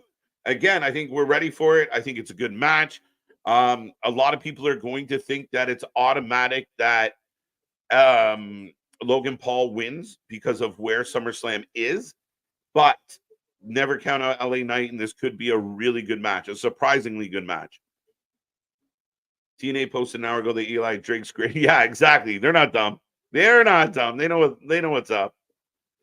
If I know Adam Pearce, if the CM Punk Drew McIntyre ship is going down, he will go down with it. Adam Pearce got to be the hardest working guy in wrestling right now. Guys constantly run off his feet. The man is constantly being bombarded. He has a much higher level of stress than what Nick Aldis seems to have. Or at least he just handles it more frantically than Nick Aldis. Does Riddle defeat Sami Callihan tonight in no ropes match? Let's say yes. Why not? Keep the belt around Riddle, or keep Riddle hot anyway. KG, you said old school, and the first thing I popped in my head was Jerry in the Memphis territory. Ouch. All right, a little more old school. It will be Punk versus Drew at SummerSlam, and Seth will cost Punk the match, setting up Seth versus Punk after Punk's run with Drew. Perfect segue. Potentially, I could see that. And again, right now on paper, we're assuming the October pay-per-view will be Punk and Drew, bad blood. But there's bad blood between Seth and Punk. And something like that. What if Seth does the Punk what Punk's been doing to Drew? I mean, it could happen. Adam Pearce sucks. No, give love to Adam. Come on now. Adam's doing a good job. Yeah, there you go. You tell him, Boston. Pearce is a saint. He's doing his best, man. He's under, again, Nick Aldis just cool as a cucumber, and Pearce constantly red in the face and sweating. As we got Cody, the crowd cheers. And we got Randy looking at that belt. Let's go. Was good. One more match from Undertaker. I've been saying that forever, Christopher. And I don't think we're going to get it now because we had the WrestleMania moment and he said he's content. I just felt like, he went out during the Thunderdome era. He, lays his hat and boots in the ring or whatever and just walks out. I mean, again, I feel like the man deserved better. WrestleMania was his better. Speaking of better. Oh, pause. I was like, I don't know what I come back on with that one. But yeah, no, we very much got Randy Orton still. It's interesting. He's the one that's there and very much, hey, kid, be a shame if you had to challenge me for that belt, huh? Right. Pierce blocked me on Twitter. You must have earned that, MDB. You must have. I don't know. We've Anthony's contested his blocking too. Anthony's contested is blocking by HBK. If we're gonna get into Twitter blocking, that one's an anomaly. I don't know what happened there. I don't know. I'm blocked by fucking Meltzer, and I was blocked by Ryback, and I was happy until you. Hello. Woo! When this business with the bloodline's over, there's a lot of men in this locker room that want coming after that championship. Woo! Nudge, wink, pal. Go. I'm gonna have. Oh, don't trust them. Those are famous last words. I'll have your back. Oh yeah. He's the fucking Viper and the Legend Killer for a reason. And that's when you're already surrounded and in trouble, and you have a Viper standing behind you, you got problems, man. And right now, Cody is surrounded. Yeah, but I think that's the snake in the grass. If he doesn't, I know we do, and that's what makes the story great is that they're selling it that Cody doesn't see it yet. No, not at all. And why would he? He's preoccupied.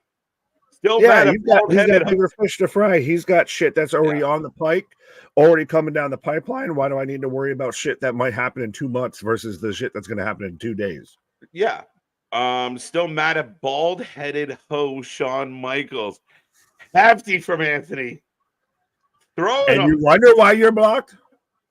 The bald-headed hoe. The best part is, like people like Michaels are probably not running their own account, and some marketing fucking student blocked Anthony, and we don't know why. You meant to sit there and hit follow and hit block instead because the shit got cross-eyed, right? And I've got LA Knight out here, yeah. Or they saw one of Anthony's TNA is better than NXT tweets, and they were like, nope. Yeah. Poor Anthony.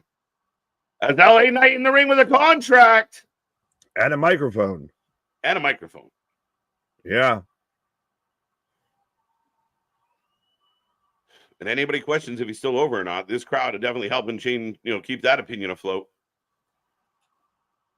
Let me talk to you. I think the fear of him not still being over has helped keep him over. Of that, everyone's like, we can't drop the ball, so we've got to keep cheering. Right. Christian, eventually. Yeah, it's going to happen. It'll probably happen post SummerSlam. Right.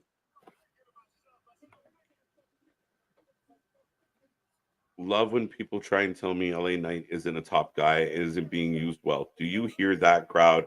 Boston, I just said that, man. Like, for the haters out there, and I say it all the time when people kind of foo-foo Cody, of, Cody's boring, no one likes him. The crowd goes fucking bananas for him. And LA's no different. Like, a lot of people, they missed their chance. He's still hot as fuck, guys. And there's so much talent here. And I mean, again, this is going to be fun. Him versus LA is going to be fun. Or Logan is going to be fun. Oh, 100%. Well, and like I said, I think that the fear, the worry of everyone that was so behind LA Knight before, that he's going to get buried, that he's not going to be over, that they're going to give up on him, has kept everyone behind him. And it's still been good with this. And we still haven't gotten the payoff between him and Logan Paul. That's been the story at this point. of him Right. versus Logan. He was out there peeing in the man's pool out there in a photo and everything like that, while this man was out there playing Tetris. Someone has a piece of cardboard with written on it in like a horrible marker, and it just said Rick Dick or Dick Rick. What? Watch, I wonder if he'll come back. But what a horrible sign. What the fuck? No, he's just offering a service. That's all he Right. is. He's just offering a service. It's Dick Wolf. You got it wrong. Right. Sean has become the modern day Samson, Anthony. When he cut his hair, he lost all powers. Oops. But we've got LA Knight picking up the contract now.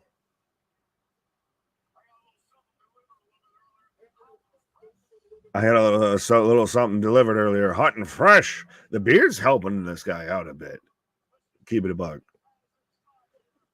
With great beard comes great talking ability. Fact. Oh, it's already got Aldous' signature on it. It's a So go. you just need Logan Paul's signature on it because it's about to have my signature on it. Yeah, there you go. United States title shot. They went to the wrong camera for that. He turned to the camera to be showing the contract, and they turned to the camera that was showing his back. LA Knight getting a U.S. title shot. Hey, he hasn't got it yet officially. Logan has to sign that contract, sir. Facts. Only thing missing. Yeah.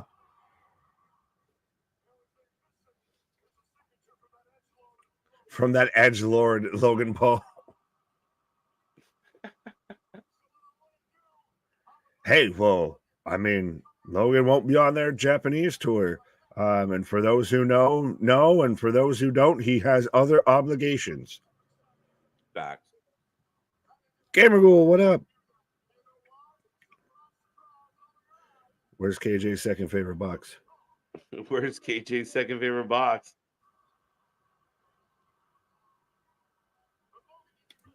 Speaking of Shawn Michaels, I was in Syracuse tonight. He got his ass whooped by the Marines in 1995. That was one of the big stories.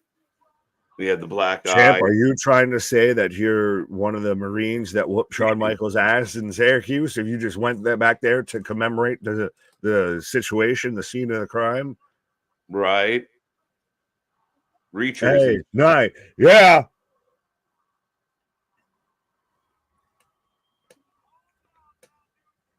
This U.S. title feels so important too. If Logan Paul and LA Knight are having this long of a feud over it, that's a great thing. Elevation. Listen, Logan Paul has been absolutely excellent as a U.S. champion, and this is a great rivalry to build into this U.S. title. Oh, Logan Paul's right now currently the longest reigning champion in WWE. He's the only Vince champ left. Well, and it's still, I wouldn't even say he's fully a Vince champ, because that's the thing is, much like us and everything, aren't the biggest fans of Logan because of it's Logan Paul. The Paul family is the biggest D-bags this side of the Kardashians. Oh shit. Tell me on what I'm telling lies. But he in ring and what he's done in pro wrestling has been so good and so refreshing. I'll say that, of him being a celebrity that seems to be wanting to go full bore with it, and it's clicked in all the right ways. This is great for that U.S. title. Yeah, and Blair Davenport getting a little promo hype package here. Yeah. Does she go back to NXT when Stephanie Vaquer and Julia and all of them and Roxanne Perez, come to fruition when they blossom and all that? They get ready to be on the main roster. She slides down the bench. Yeah, I don't know. I mean, it'll be very interesting to see where she's at with what they're doing here and how she comes out of this gate. Right. Well, we're getting her coming out right now. So on one hand, it's interesting to me because she's already had a few matches on SmackDown. She's already been mentioned and wrestled on the main roster, but I guess it still makes sense of she's a newer talent on the main roster, so you want to try and make sure you get her over as much as you can. Absolutely. And that's why you give us a promo package and let the fans in the building and let the fans at home know why should we care about this lady. So we'll see. We know As she's taking on Naomi, and she's about to lose, my guy. Like, that's the thing. Now, you just did that you did all that shit. You did all of that for her to lose. You want to know she's important on the way to her. On the way to a loss. On the way to looking up the lights. But at least it makes it, does it validate it so it's not a straight and outright squash? Right. Dun, dun, dun. Would Blair versus Rhea be a dark match?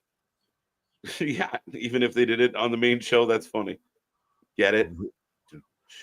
Oh, dark match, no matter when you do it. I got you. Triple H got Logan a sign. I believe that is true. Yes. Yeah, Logan's that, like, as far as actually signed to WWE, yeah, 100%. That's the whole. Remember, there was the whole visual going around. It was either last year or the year before, to where it was where he was him, Hunter, and Steph, to where he had signed his contract and everything. Right, Unbroken responding to you. Maybe Nick, but Logan can't get a free pass on crypto scams and suing coffees. Understood. We acknowledge that Logan Paul, Jake Paul are both D-bags. But as far as in the terms of wrestling, he's good as a celebrity. He's a great pro wrestler. He really is. And again, not a big fan when he came in, not a big fan when they booked him to fight Roman. Listen, there's been other pro wrestlers that have done way worse than what Logan's done. It's true. And maybe now with all the success he's having and he stopped fucking scamming people, you won't think it would be necessary to scam anybody. Yeah, it's amazing when you're a millionaire that you still feel like you need to scam people, you slimy fuck. But anyways. Naomi is on fire lately. Kind of, sort of, shit. Yeah. Don't you let Anthony hear you say that. Right. Dominic Mysterio is in the same predicament as Charlie Haas. Remember, Haas had to choose between Dawn Marie and Miss Jack. I'd rather Christian, you are the only one outside of Charlie Haas that remembers that moment. Shout out Christian. I was waiting for you to say that this man was out here like Sean Stasiak, like meat, like he was out there like Planet Stasiak and everything. Right. When he was having to choose through all the the pretty mean sisters. Right. I can see Blair steal a win here. So can I. And I'm actually going to pick Blair for the win. See if she surprises. A roll up win. We haven't seen a roll up yet so far tonight, but so you could have that. I still think Naomi wins this. Now, again, though, like I said earlier, and you talked about it, there's been the kind of rift between her and Bayley, and I said we'll see Naomi tonight. So now it becomes a little bit of the question of like when Bayley was getting jumped, Naomi, where the fuck were you? Did you just get here? Like, were you back in catering? Like, were you waiting in line for your cheeseburger or something from the fucking, line cook or whatever? Like, what was happening? Where was you at, dog? You couldn't have my back? Right. Maybe Isla and Alba helped fucking Blair. But yeah, could happen. We saw him talking and negotiating and everything backstage earlier. What's your guys' opinion on MLW? I've never seen them. Listen, we've watched MLW. It has some pros and cons, and I'll let Nick speak for himself. A little chaotic, and the big dilemma with covering MLW is a lot of it is very taped, like very old when it gets to air. Just on a sheer budget standpoint, it's not their fault. They got some talented people like Riddle kicking around there, but it's been a hot minute since we've dug into it. MLW is like the tier beneath TNA, I would say right now, and everything of it's a little bit sporadic. It had the guys like Jacob Fatu, like it has now Riddle, etc. It's had some guys, it's had some names. It's been really weird of how it's been run and where it's been. It's been through its kind of kerfuffles, but it's overall it's not a bad promotion. It's just it's hard to really plant your finger on when it's going to be and everything. And if you're seeing something that's like 2 months old or whatever, like they might still have Jacob Fatu in a main event for all we fucking know. Yeah, and they do have a bit of like I think their drop off from like their main event stuff's really good, but there's a big gap. And I would rather watch MLW than NWA. I'll say that. Probably right. Again, we have our issues with NWA. As a big supporter of NWA, they have soured us, unfortunately. As we are getting a run back of John Cena announcing his retirement at Money in the Bank. Again, I know some people weren't the biggest or didn't have the biggest reaction to this, but as you can see by this video, something that WWE is taking very seriously as one of the greatest of all time is going to hang it up sometime in 2025. Well, you talked about earlier about, I think it might have even been when I was on my pause, about Taker getting a last match and everything. Yeah. Of how we've been here, and I think we were both here pretty much live when we got the end of Taker's run and everything. Yeah. I think the channel was going and everything at that point. Now, is it interesting? How does it compare, what have you, with the kind of send-off of what they're doing with Cena, which even then, he may be done, but still pull that Taker for a little bit there of, or Dwayne of, I'll show up for that match. I'll do this, 10-cent booking here. I'll show up for a promo here. Blair Davenport waiting in the ring. And again, it'll be very interesting to how it play out. But, like I said, he's looking to work 30, 40 dates. It will be very interesting how John Cena is incorporated into storyline.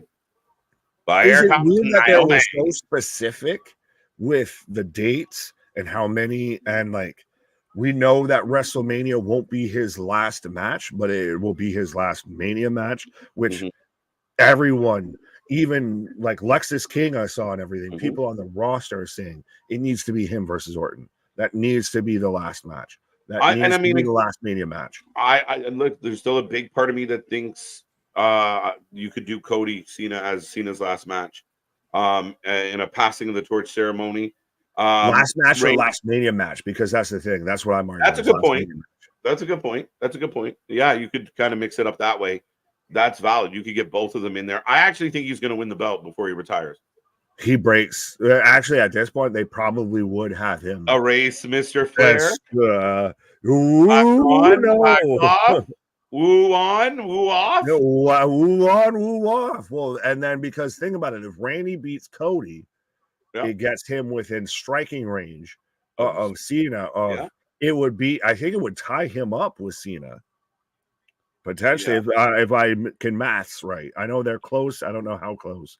But then it could be literally Randy versus Cena. If Cena wins, then he breaks the record. Can I ask you a quick question? As folks, we are getting the ding ding to the start of this match. We've got ding dings and ding dings are rising to this match as well. Like, dude, maybe it's the good or whatever, but I feel like the entrances have been long as fuck tonight. Like, I don't know. Yes and no. I think it's more of just a wee bit. Well, they've also just, it's because they're so fucking bland. Like, there's nothing to get jazzed about. There's no, like, you see even a Sami Zayn come out. And we did it earlier, popping for his birthday. If you get into the, you get Jey Uso, you get the Yeets, you get all of this. There's none of that really on SmackDown. There's nothing that gets you cheering along with their entrance or really like vibing and hyping, I guess. Now we need to take the pin, maybe. But yeah, no, I mean, again, maybe it's because you're doing like entrance and then like a backstage promo and then a commercial and then another entrance. Like, I said it earlier. I felt like it was like 12-minute entrances. It's not moving at a good clip. Naomi needs the pin. Jamie Hayter has been off AEW TV since before Collision was a thing. Maybe facts. Like, that's pretty close. Yeah. Close. Well, and it's still the potential that she might be coming back soon, but I still think that she might be back before or after the fact that like she might miss the entire run of Collision. Collision might be gone by the time she comes back. And again, this week the numbers not big numbers considering the names that are on your programming. Like, considering you got all hands on deck, you got MJF, you got Ospreay. NXT had a decent week, not down a little, but very interesting how this week's playing out. I just want to know why the deal isn't done. That's all I want to know. It's bugging I ain't me. gonna argue anything else because everyone's gonna have their fucking piss and moan segment. Right? I just want to know, why isn't it done? If everyone's so Ooh, happy, ooh. why isn't it done? That's right. As Blair taking out the arm of Naomi. Blair Albanese. Yeah, I kind of threatened. I kind of, threatened might be the wrong Oh, as Blair working out Naomi. just throws her into the barricade. As we go to a commercial break, she's out there almost pulling off that Kalani Jordan. Them breasticles was stanging. Between commercials and fucking censorship, I can't wait to get off Fox. Tonight has not been bad with the censorship, surprisingly. It's you either get one or the other. You get a shit ton of commercials or you get a shit ton of censorship. Right. That's it. Yeah, no, but then we're going to USA, which at least though, then we can at least hear holy. Right. Yeah. How's everyone doing tonight? Donnybrook, one of my favorite names out there. Good to see you. Good to see you. Dun, dun. Have I read it right that CJ Perry has left AEW? What do you guys think next for her? Someone asked, where's Miro? Miro's in Bulgaria, trying to get over a broken heart. Yeah, CJ Perry is no longer with AEW, but I think, Nick, you were the one that reported that it could have been something that was just swept under the rug. That's what I heard what I saw, I'll say, from SRS and Fightful and everything like that. I had heard that narrative going around on Twitter of that this was one of those that it was a silent release as part of the budget cuts in April, and now it's kind of coming to light, which then still interesting as it is. I don't know, honestly, if I'm CJ Perry, if I'm Lana, if I'm doing anything more in pro wrestling. Well, go ahead. Well, I was thinking, like, I do know she's had aspirations. Now, I just don't know how successful those aspirations have gone as far as transitioning into being an actress or a model. Oh no! I as soon as you said aspirations, I was like, yeah, that's more what she'd be. Someone did make that joke earlier, yeah. But again, I think a lot of what we've seen in the past, Nick, is somebody. I mean, I think Mercedes did it as well. It was like, I'm going to Hollywood, and then when they realized like the phone ain't ringing off the hook the way they thought, all of a sudden there's this wrestling show that will pay you some bucks to do your thing. But you need to actually use Lana CJ Perry right. She's respectfully, all due respect, she is not a wrestler. She will never be one. She is not one. Not anyway, no way, no how. And trust me, I'm in the same boat. So I guess I can, call it out because same level. She could be a great manager. She could be a great, a heel advocate, what have you, and everything. Now, granted, it is a little weird because it's constantly, it's like the Deborah situation of you're always kind of attached to a certain person kind of vibe, a little bit of if you have Lana out there managing anybody, CJ Perry, Lana, whatever name she wants to go by, you take Rusev. That's it. You're going to have to, that's a thing you can't avoid. Right? But again, I think Miro's just waiting out his contract. Like, it seems like, again, we've seen this before where once you and Tony kind of like the relationship sours, you just get put in purgatory. And that's it. Like, we saw it with Andrade. We've seen it with others. Now we saw it with Ethan Page, technically. And I think the same thing's happening to Starks, Malachi, and so on and so on. And Miro. All these people could end up back in the dub. Well, as we're back in action, as we've got a jawbreaker, head scissors jawbreaker. If everybody was wishing that they were in that position, right? I will say. But is this not just ultimate WCW of we're gonna pay you a bunch of money, we're gonna still pay your whole contract so you can sit at home and fucking game and everything? Like, I think probably the only reason Miro isn't out there on fucking Twitch and shit is because it's probably part of his contract that he can't do that if he's not going to be on TV. But that's the thing, is they'll pay people so much money just to do fuck and all. Right. Can't wait till Alexa Bliss returns and will be the sixth member of the White Six. It's not Bray and Spirit. What I love about this comment, what's that? I just said we'll see. Oh yeah, no, I mean, what I love with what they've done here is so many people have oh, we got our 6, Bray's the 6th. Alexa Bliss is 100% involved in this, 100%. And again, it's one of those ones that it will come to fruition because of the history and the path. And that's what I like. I think it will still lend to many of like, oh, I can't believe this happened. Oh, no. No. Well, yeah. Step up knee. Rolls through. I need to come up with a name because we got a stupid sexy rear pin, and that's I guess the stupid sexy rear view pin because that's the off the wagon pin. What's up, Samoan Watchman? Thank you. Hope your work is going well, sir. We can help you get through a few hours. We certainly our pleasure to do so. Pause. I just wanted to come by and acknowledge my tribal chief, Solo Sikoa. I don't know about you. You're not my tribal chief. Yes. Yeah. I mean, again, I know there's a lot of heat, which is probably a good thing. Naomi wins. Yes. But Marvin had a good point of Lana's the modern day Elizabeth. No, that's not a good point. That's not accurate. No. I saw where he was going with it. Of when you saw Elizabeth, you only thought macho. Oh, okay. You see Lana, you only think Rusev. That's where I thought he was going with it. I saw you were out there making eyes with Elizabeth. Yeah. I mean, I'll give you that. I mean, once upon a time, she was good at just being the valet to Miro. Remember when she was trying to be like the rock and roll? She put on, the denim. She put on the Canadian tuxedo with Dolph Ziggler. Right. The running. Yeah. You know what? I have to agree with you. I mean, I said it about Jeff Jarrett. Nick just said it. I argued a little bit, but at least strategy cotton. Yeah, a weird choice. A production choice I wouldn't have made.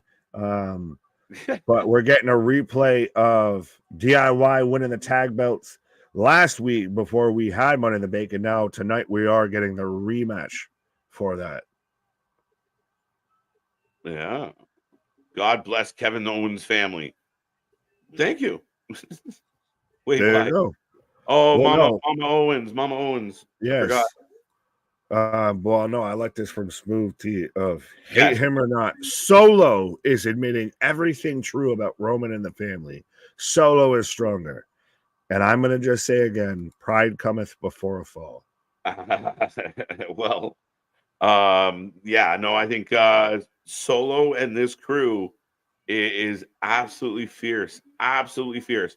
It's like if you turn the clock back and you look at where Roman was a decade ago, and you look at where the Usos were a decade ago, and if they were a group back then, that's what this kind of is. Like 10 years from now, we are going to be talking about the unbelievable run of the Bloodline 2.0. Bro, it's in our Discord. I think it might have been Small Marker Jacob or whatever that sent it. But if this is what I saw was the actual official poster for SummerSlam, it's just the Bloodline 2.0 out there, just looking like the Sopranos met the Fast and the Furious out there. Right. So, and it looks badass, and especially if you're going to have them being featured as the big attraction on the fucking poster and everything. Thank you, KJ. I appreciate that. My guy, my real name is Donald Brooks. There you go, Donnie Brooke. Sometimes shit just works out, my guy. There you go. Who's trying the new chicken nugget flavors at Wendy's? Buffalo and garlic. I want to be in Christian's head for 5 minutes, honestly. I want them saucy nugs. That's what I want. This man's out here making me hungry. You know what the worst part is? When we get hungry doing this and we know where our shit is, but we can't do nothing about it. Well, bro, my guy, I literally have stuff that's like there. And like I could be there, but I ain't there. Money in the Bank would have been so much better if DIY tag match would have been on the PLE. Nah.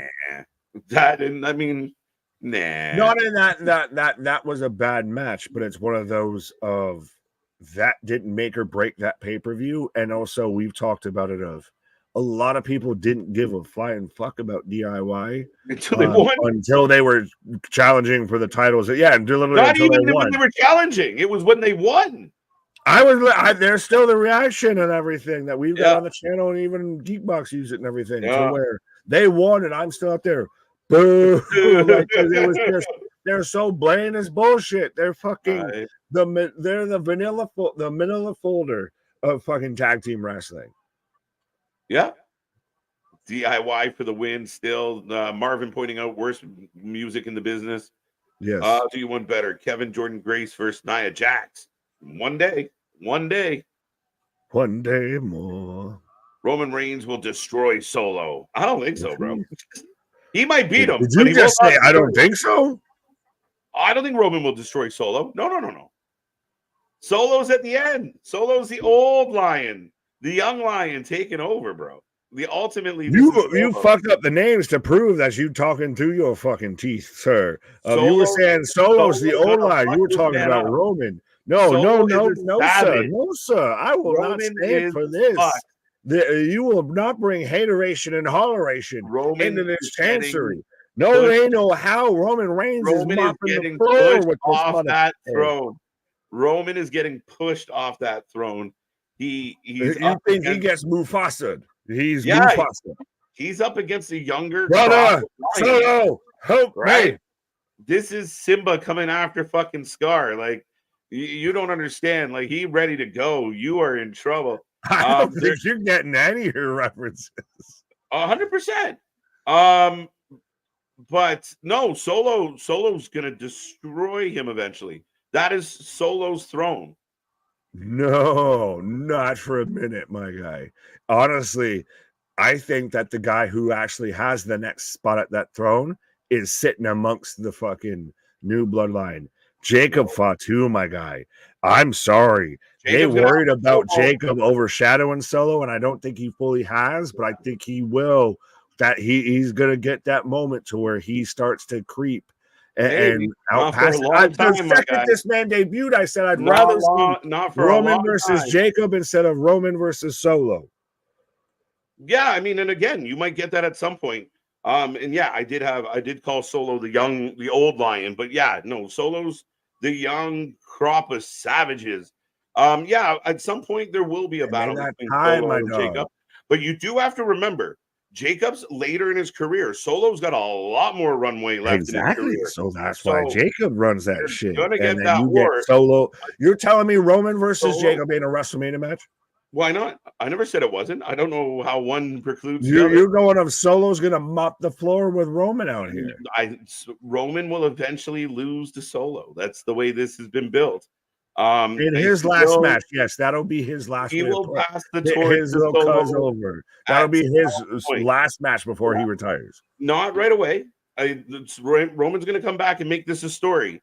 But as Roman is going off into the twilight, which I think is sooner than people think, the head of the table is Solo, and that's why they're building it the way it is. That's why Jacob is being written the way he is. So. In time, we're going to get that war. But right now, this is Solo's table to take. It is Solo. So Solo, you would have, if we're playing Succession, if we're playing Game of Samoans out here. Are you not watching the weekly show, what they're doing? I'm telling you right now that I would have Jacob's going to be the one that would be the next one in line here. If we're playing Game of Samoans, this is where you bury your flag. And why I keep like ding is just watch what they're writing.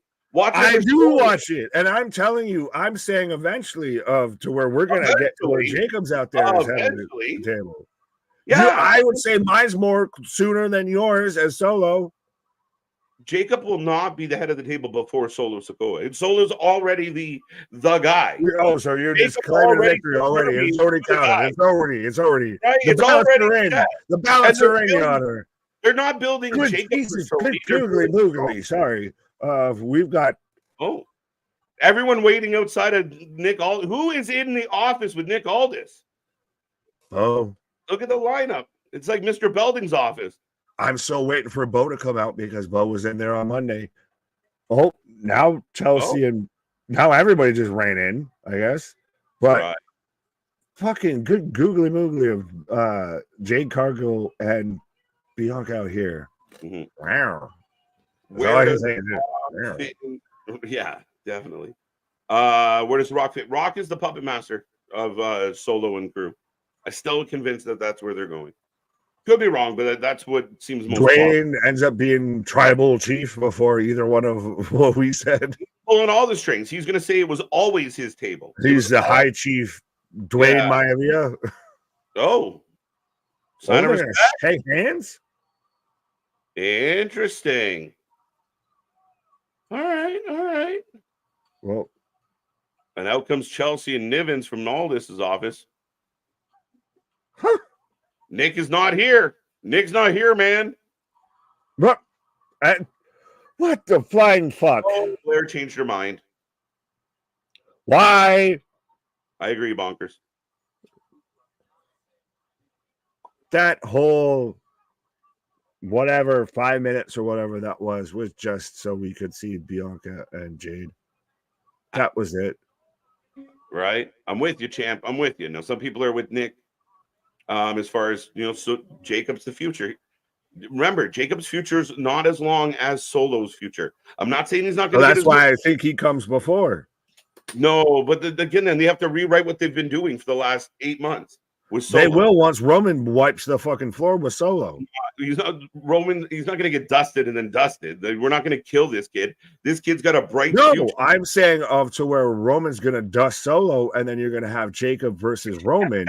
And then that's where you get that, and that's where Jacob takes over. Solo then he slides to the back and then has to fucking. Why would he slide to the back? You're building this guy up, man. We'll see. Boston, yeah, we always do. I like this comment from Boston. It's cute. As DIY coming to the ring. No! You're telling me right now that you have Solo whenever they face versus Roman, that you have Solo over Roman. Yeah, the Savage, like this Bloodline 2.0 has to establish itself. I'm not saying they're going to win every battle. They will win the war. Singles. Oh. See, I would have gone with you if they might win. They might win a few battles. They ain't winning this war. I think when you get to one-on-one, Solo versus Roman, Roman wins. It's not about what we're doing in 2024 or 2025. It's what are we doing in 2026, 27. Right. Yeah, I think Roman goes over Solo and then gets to Dwayne. That's a stepping stool. Solo's a stepping stool to Dwayne. You know what? And I don't mind that as that take, that what you just said. Yeah, that's actually a bit of a flaw in my argument of that very much could be the case of Roman, especially initially, gets the W on Solo or takes out Solo to get to Rock. That's not. Yeah, that to me, that's the play. That's been the play. Yeah. Well, and that's your WrestleMania 41. Yeah, and that kind of locks into my theory as the Rock behind all of this as it is. I'll give you that. As we've got DIY versus A-Town Down Under, by the way, as we've just gone on our bloodline tangent here. We've had our blood wedding. So we've got the tag team titles in action here. Let us know who you're taking, folks. Do they have the titles go back to A-Town just after they just gave them up? Maybe, because they are coming out of the gate hot. And again, more tag team matches, Nick. A lot of tag team wrestling for WWE this week. Right. Oh, and well, Vince, I wasn't saying that. No one was saying on either side that someone squashes them. It's more of just that who goes over. Right. As they're looking down at the titles, Jacob Fatu is the only 32 years old, 10 years to go. Valid, Damien. Shut up, Damien. I was about to say, there's no way Jacob's younger than me. I thought Jacob was slightly older than that. I'm not going to lie. But still. He looks slightly older than that, not going to lie. He put some miles on that body. I need to be running miles from this man. Right. DIY for the win. You keep saying 4 Horsemen Evolution. Like, what are we supposed to get from this? Top 5 next, maybe our foundation. All right, maybe. What are we doing? Top 5 factions or whatever? I mean, there's a lot. I mean, if we're doing that, then I'd still say no, nothing. Well, no, nothing to me right now. I would say I would have to. It'd be interesting because of the longevity of shit and everything. of factions earlier on and everything like that would run fucking 10 years because that was it. There was only so many places they could go and everything, Right. versus the turnaround on shit is much faster, but you could also argue that they're a bit more impactful. So Yeah, and I think at the end of the day, I think again, I love it. I love that there's so many options, so many angles, so many possibilities. We're still waiting on fucking Tonga and fucking Lance and and right, Villa. we've still got Zilla, we've still got the forgotten fourth Oos. The brick wall of a kid. Which I one? love Zilla? the youngest, Rikishi's youngest. Oh yeah, like I can't Fucking remember. tank of It a starts with child. a T. I can't remember his name off the top of my head. Yeah, I can't remember it either at the Yeah. moment, but Anyways, moving on. like a fucking brick shit house. Oh, asking our opinions. Okay, well, sorry. On Horseman Evolution's got it for me. I love the Wyatt family. Do you put the new Bloodline top 5? They haven't done shit yet though, so that's hard. OG Bloodline over Yeah, new OG Bloodline. Bloodline. Yeah. So are we going greatest faction of all time? Is that the question? I'm guessing, or WWE. Well, you threw in the Horsemen, so not just WWE. Well, Horseman's arguably one. DX could also be arguably one. Even I think they might be one of those more of the impact that they had outside of just what they did. NWO has to be one. Granted, they got overinflated and convoluted, but they have to be one. Right. Grayson Waller turning. That is something they've been teasing. And right. They came out of the gate flying tonight. So we'll see if there's a turn here. And I mean, I can't believe we're near the end of the night. It feels like it went quick enough, but not a lot. Did it just blow by for you too? Like kind of. It felt like we talked a lot about things that weren't happening on the show or happening in peripheral with the show, because there was good moments on the show, but not enough that like this really felt like a true like SmackDown. Like I can't really recall a ton off the top that really happened tonight. Right. I'm excited for SummerSlam. It's always been a personal favorite. SummerSlam always bangs. SummerSlam's been the home of a lot of really big WWE moments. So, and based on what we know right now, Nick, it has no reason not to cook.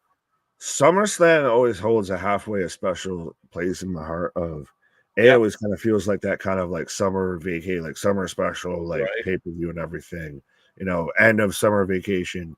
And it was the first pay-per-view I actually got convinced my dad to actually buy to where I watched it with my pops and everything like that. It was SummerSlam 98 with the fucking gate and everything, the highway to hell between Taker and Austin. So SummerSlam's always got a special vibe, I feel. As Johnny gets a 2 count on the slingshot spear, and the match rolls on.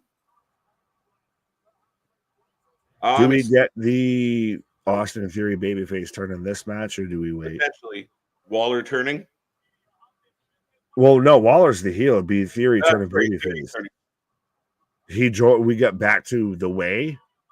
I could see Waller like popping Austin Theory as well. Like, I mean, like surprise, bitch. He just fuck you, I'm out. Like he turns heel and kicks him out.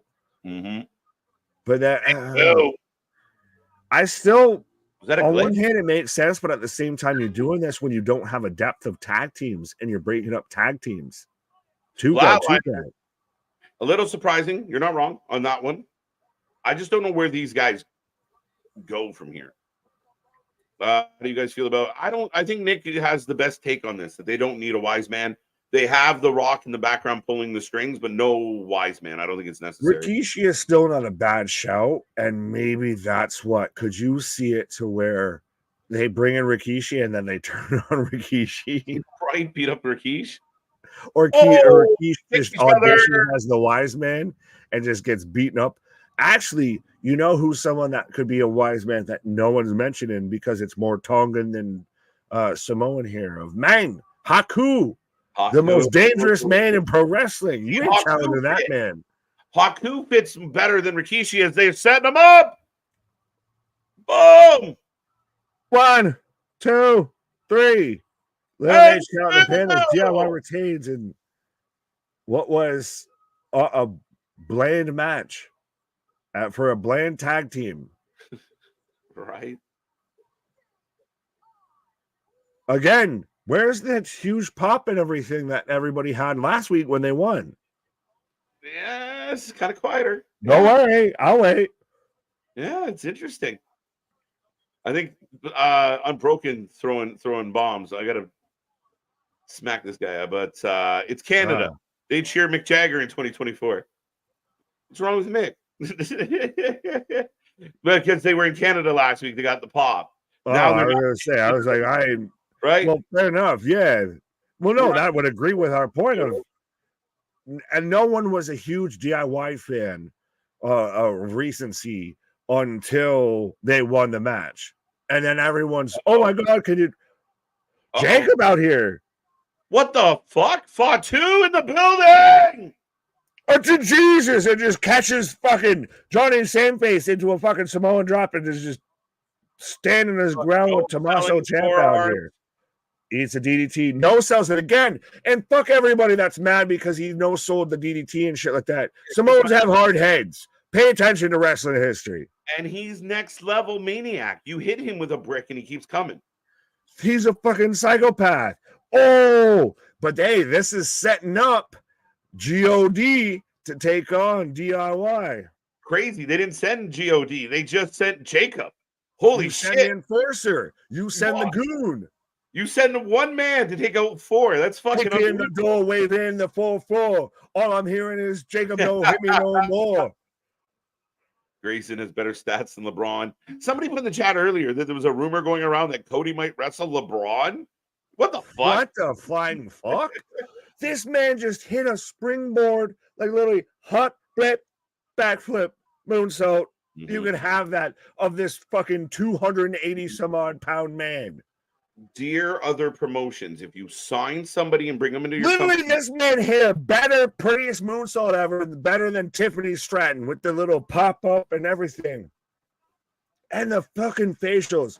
I'm telling you, I said this before. That's your lights out. Oh, so here comes Solo. But no, that's your guy. That's your I want that versus Roman. Fuck off with Solo. Give me fucking Jacob versus Roman. One day, my guy. But Jacob's not, they're not pole vaulting Solo. Just, it's right there in front of you. Just like because they'll go from him to Dwayne, and then they'll go once Roman beats Dwayne, then you get Roman versus Jacob. Just like CM Punk at Clash. It's right in front of you, my guy. Just follow. It's just like that. So you do it. So you do Roman Solo post he beats Dwayne. Solo's the follow-up after Dwayne. Potentially after the fact. And then if Roman beats Rock, great. But eventually, I think that's still your WrestleMania 41 match, Roman Rock. So be very intriguing that way. But yeah, I mean, again, Jacob's a monster. Jacob's a beast. I'm not taking anything away from Jacob. He will get there. But you see how they're writing it. Follow the plot of what they're presenting. You're not all of a sudden just going to pivot. You're not going to just erase everything you've been doing. I'm not saying you need to pivot. I'm just saying, hey, that man's a fucking badass in the He is. And I'm also saying that you're going to have Roman go over Solo on his way to Dwayne, beat Dwayne, and then, hey, guess who's left there to be the perfect matchup right there of Jacob. Untouched, unfiltered, hasn't been involved in this in that capacity, and you get Jacob versus Roman. Doesn't that sound pretty fucking cool? No, I think it changes. No, I don't like. I wouldn't write it that way. I personally wouldn't. That's fine. Wherefore, Jacob Fatu is your future champ. Oh, he's a beast. And again, he is a beast. And just because you love him a lot, similar to Damien, you don't like Damien, so you can't see where the story. Y'all keep taking this like I'm not giving Solo a chance. Like, no, he's gonna be there. You're gonna get the big Roman Solo match. But it's going to be on the way to Roman versus Dwayne. Mm-hmm. DIY versus GOT at SummerSlam. Definitely do it and take the belts right off DIY. Please. Maybe that's why they gave the belts to DIY. Just they needed a baby face to get smooshed. And then you get the Usos tease them. Oh no, you'd have to do a lot of work to get Jimmy back and B, Jimmy and Jay together. But I was like, ooh, that'd be interesting.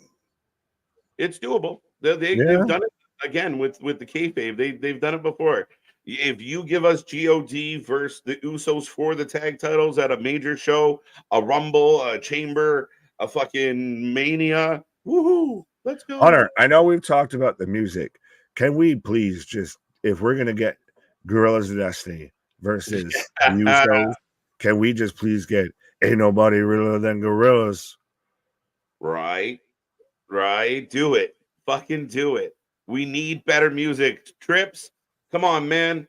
Bro, this is the same guy that's got Motorhead for 3 of his fucking themes and everything like that, but turn around and can't get nobody for shit for anybody else's. Save Jimmy for SummerSlam with backup from Kyle Cabral. Wait, isn't that the guy from chat? Yeah, who the fuck is Kyle? Hawaiian food. There you go. Roddy got in the Hawaiian feeling. Roman needs to come back. Roman, they're going to make you want it. You're going to make you want it. Mm-hmm. Solo versus Roman at Mania. I think it's Roman versus Rock at Mania. The 2 big signs that I see, I see what looks like a France flag, but it's supposed to be saying Cody's Kingdom. But I also see Justice for Heyman and We Want Roman. Yeah. I agree with this, Bonkers. Jacob for United States title goes after LA Knight. I think that's perfectly feasible. Oh, smash that motherfucker. Jacob's the only one. He's literally out here. He's like fucking praying.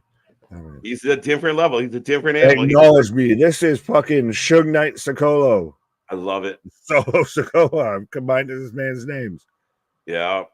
Come on, folks. If you think of everything that me and Nick were just debating and how all the possibilities of all this turning out and the idea that God might take on the Usos or God might take on even DIY, because you know the match itself is going to bang.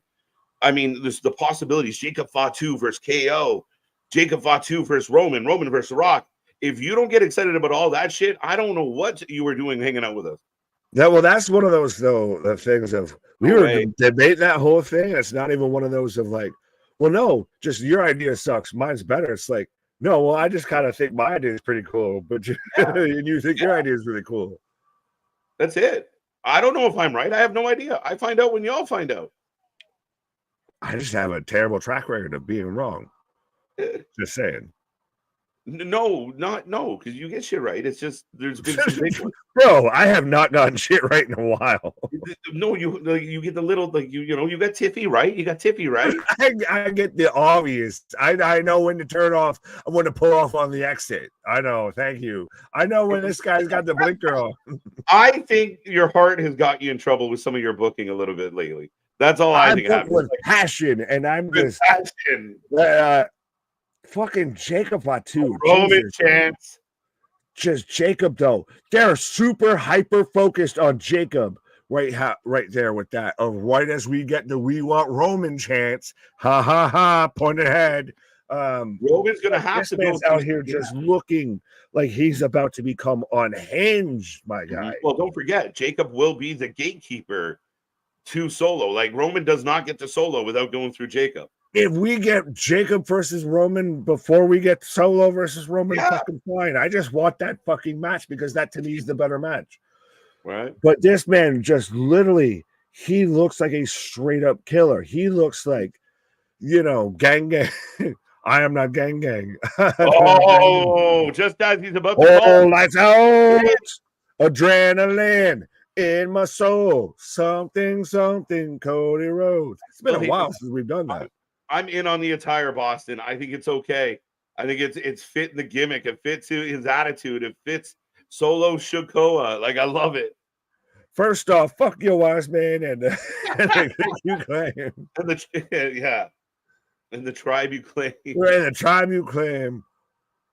As here comes Cody. Yeah, no. Jimmy, we got about 10 minutes left. I got a Jimmy feeling. By the way, are we out of matches? I think we're out of matches. Yes. We're out of matches. Well, we didn't have too many matches to begin with. Mm-hmm. This feels like a show that is very much a 7 to 8 weeks away from your next pay-per-view. That's what this show is a very much a filler. This is very much a post-show post pay-per-view filler. See, when you have it's not that far away. It's actually a few weeks away now. But yeah, it feels like a little bit of all right, we're just getting things off the ground, folks. You had so many changes going into Money in the Bank. You can't have so many changes coming out of it. Mm-hmm. So you've got to kind of reestablish where you're at. Right. This is a placeholder show in the sense of this is laying the groundwork of everything coming out of Money in the Bank. Yeah, I don't hate it. It just hasn't really moved me in any way, shape, or form. Even the actual matches we got have been decent, but no match was I super into. Like you said, you always know because we're talking a lot. Yeah, it's managed to been, not bad, but also not good at the same time. It's become the indifferent show. Right. Give me now, granted, this has the potential to get really fucking good really fast. And now, granted, we did also have Randy setting up of there are gonna be a lot of guys, nudge, nudge, wink, wink, that be wanting that title, nudge, nudge, wink, wink. Yeah. Please say Kevin Owens is going to pick a fight with the Bloodline again. I hope so, because I do want Jacob and KO. Can we just get Cody to come out here and scream murder? I don't believe you, murder. I'll fuck around and leave you. Yeah, that's what I think of when I'm looking at the new Bloodline. They look literally like the Wolfpack Bloodline. Solo dressed like a kid in church. Jeez. No, I think it works. The gold chain, the turtleneck. It's like he's trying to. I always still think of the fucking picture of its death row to where it's like Snoop, Dre, Pac, all of that. It's just all black and gold chains. That's instantly what I think of. Consider this an invitation to my gangster nation. He's auditioning for the next 50 Cent, drama. No, I just need Nate Dogg to do somehow from postmortem have a hook on their fucking intro. That'd be nice. Yeah, hold up. Hey, we are solo till the wheels fall off. Hold up. What about this thought that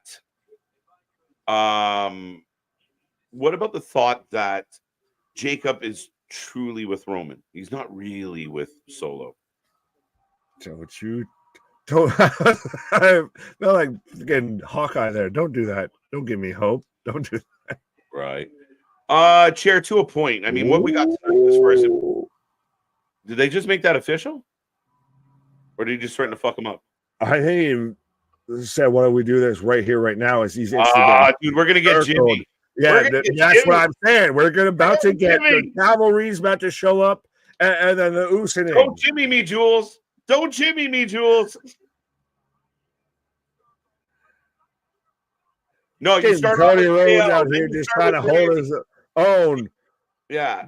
But see, you need your Randy Ortons. You need the guys that are the usual suspects that run out, and then Jimmy's the big pop on the back. And you can't just have Jimmy be the only one. Oh, as Jacob the X Factor. Yeah, I hear voices in my head. Randy's still always running down in the ring now, like a dad that's like, or like a toddler that's running into a room that they're not supposed to. Like that fucking meme there towards the kid running in, like, oh, like he constantly looks like he's hesitant. Oh, drape over DDT. Solo taking it. What? Jacob but that's still, you're still halfway. Could there be the tension of I'm still halfway looking at this of, I was waiting for Cody to turn, or for Randy to turn around and hit an RKO on Cody.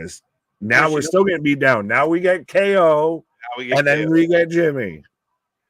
We don't know where Nick Aldis is, Nick. Nobody knows. We're worried about the whereabouts of Nick Aldis. He's on a nice seafood. He took Mickey James out for a nice seafood dinner. Hardcore Country ran a little long this afternoon. Still 6 minutes. Yeah, that's true. Every time with even the visuals and everything, like this man literally looks like he's an escaped convict. Like he should be in the fucking funny farm, on the funny farm. And look, he just comes over and he's just. Oh, they're gonna sit there and try and really fuck up Cody here, and especially we're gonna work over the arms because then you can't hit the crossroads. Right. And that's why part of the debate about what comes next for the Bloodline is hard because. Nick, you're 100% right as far as Jacob Fatu was an absolute animal. Look at him. Oh, we need Where's Kevin Owens? Randy Could getting he not clear customs? Maybe this is just they take out Randy tonight. Remember, Randy said, No. Why would you take out you take out the other guy? Again, it's still interesting. We set up like the Shield power bombs, we set up the Shield moves and every time Jacob's in the same position Roman would have been in. Interesting. It's a subtle By the way. They're just getting decimated. Again, where's Kevin? No Jimmy. Somebody get out there. No fucking Jimmy. Security, anything. Where's Otis is fucking MIA? They're literally just decimating right now, Randy Orton. The Wyatts grabbed all this? Maybe. No.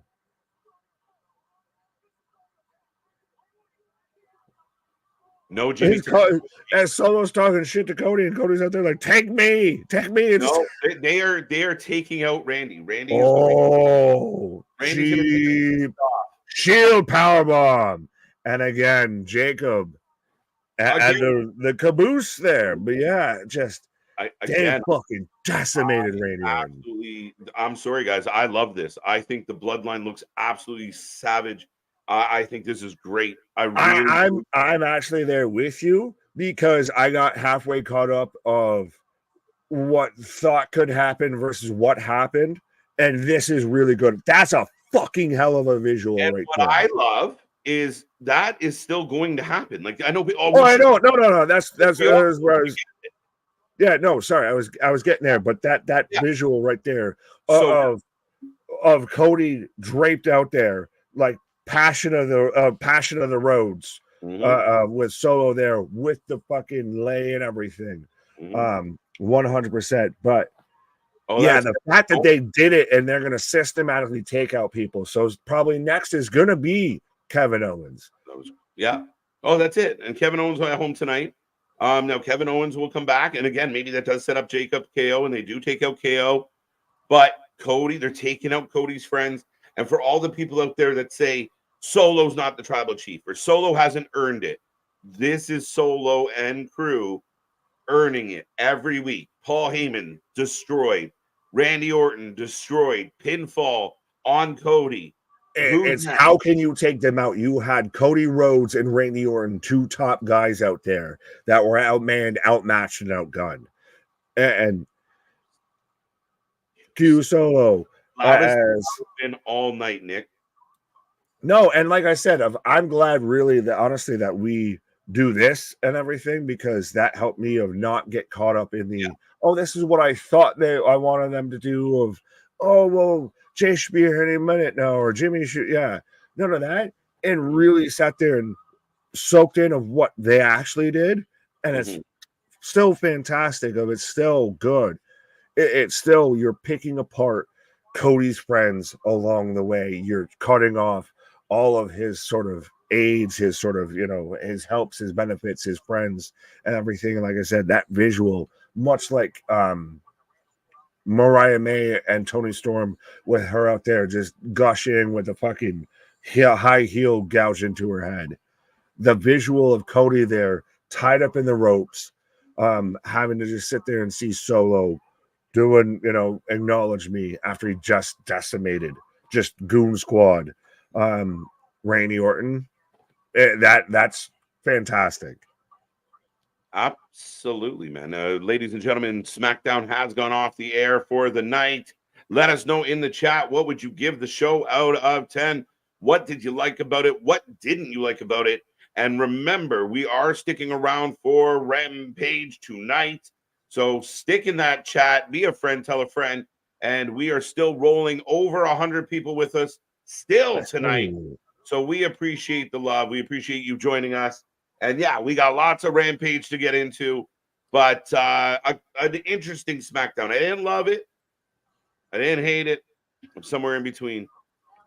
I'll ask this as I've got the blooper reel of Rush Hour 3 right now as we're waiting for Rampage here because we got the homie on the show and everything. But is SmackDown tonight, very much like Dynamite, of not a great show, but carried by a good, lasting moment. Yeah, kind of. That's a valid point. Like, I mean, yeah, the show, we kind of got through the show, It but that wasn't good until the last the 10 ending was the minutes. best part. It was when the crowd was at its loudest. I mean, LA getting a title shot was good, but it was just a little segment. The tag matches weren't bad. The first one was better than the second one. But they weren't like, oh my God, did you see that match? Like, you're not calling your friend and saying, oh, dude, you got to go check this one out. Right. It was okay. It advanced a lot of stories, or they kind of start pushing us towards SummerSlam. Bailey Nia was probably the best part of the show outside of the end of the show. Ooh, interesting. Not a bad shout. Not a bad shout. So what is your overall rating? As I saw some people with the 7s, the 6s, mostly around the 7s here, as we're about to kick off with Rampage. As by the way, I'm just really focused on one match, and that's the only reason why I give a shit about Rampage tonight is one match and one match alone. Right. 7.25 out of 10 knee pads. Passion of the Robes. That's kind of what it was. Passion of the Robes. Now, what if part of the story here, Nick, is I know we're waiting on Jimmy, but what if there's nobody left to help Cody? Cody's back's against the wall, and the one person that can save him is Roman Reigns. Help me, Roman. You're my only hope. Right? With that history, with that story, it would be very interesting. But that's the thing is, I think anybody that thinks that this whole Bloodline storyline is just repetitive, redundant, anything of hasn't evolved, hasn't grown, there's literally still, again, we sat there and argued for fucking 20 minutes. If you can be fully right with that and be fully wrong, and they both sound great. Same thing with like Heyman showing up to introduce, Roman at SummerSlam. Could be fully right, could be fully wrong.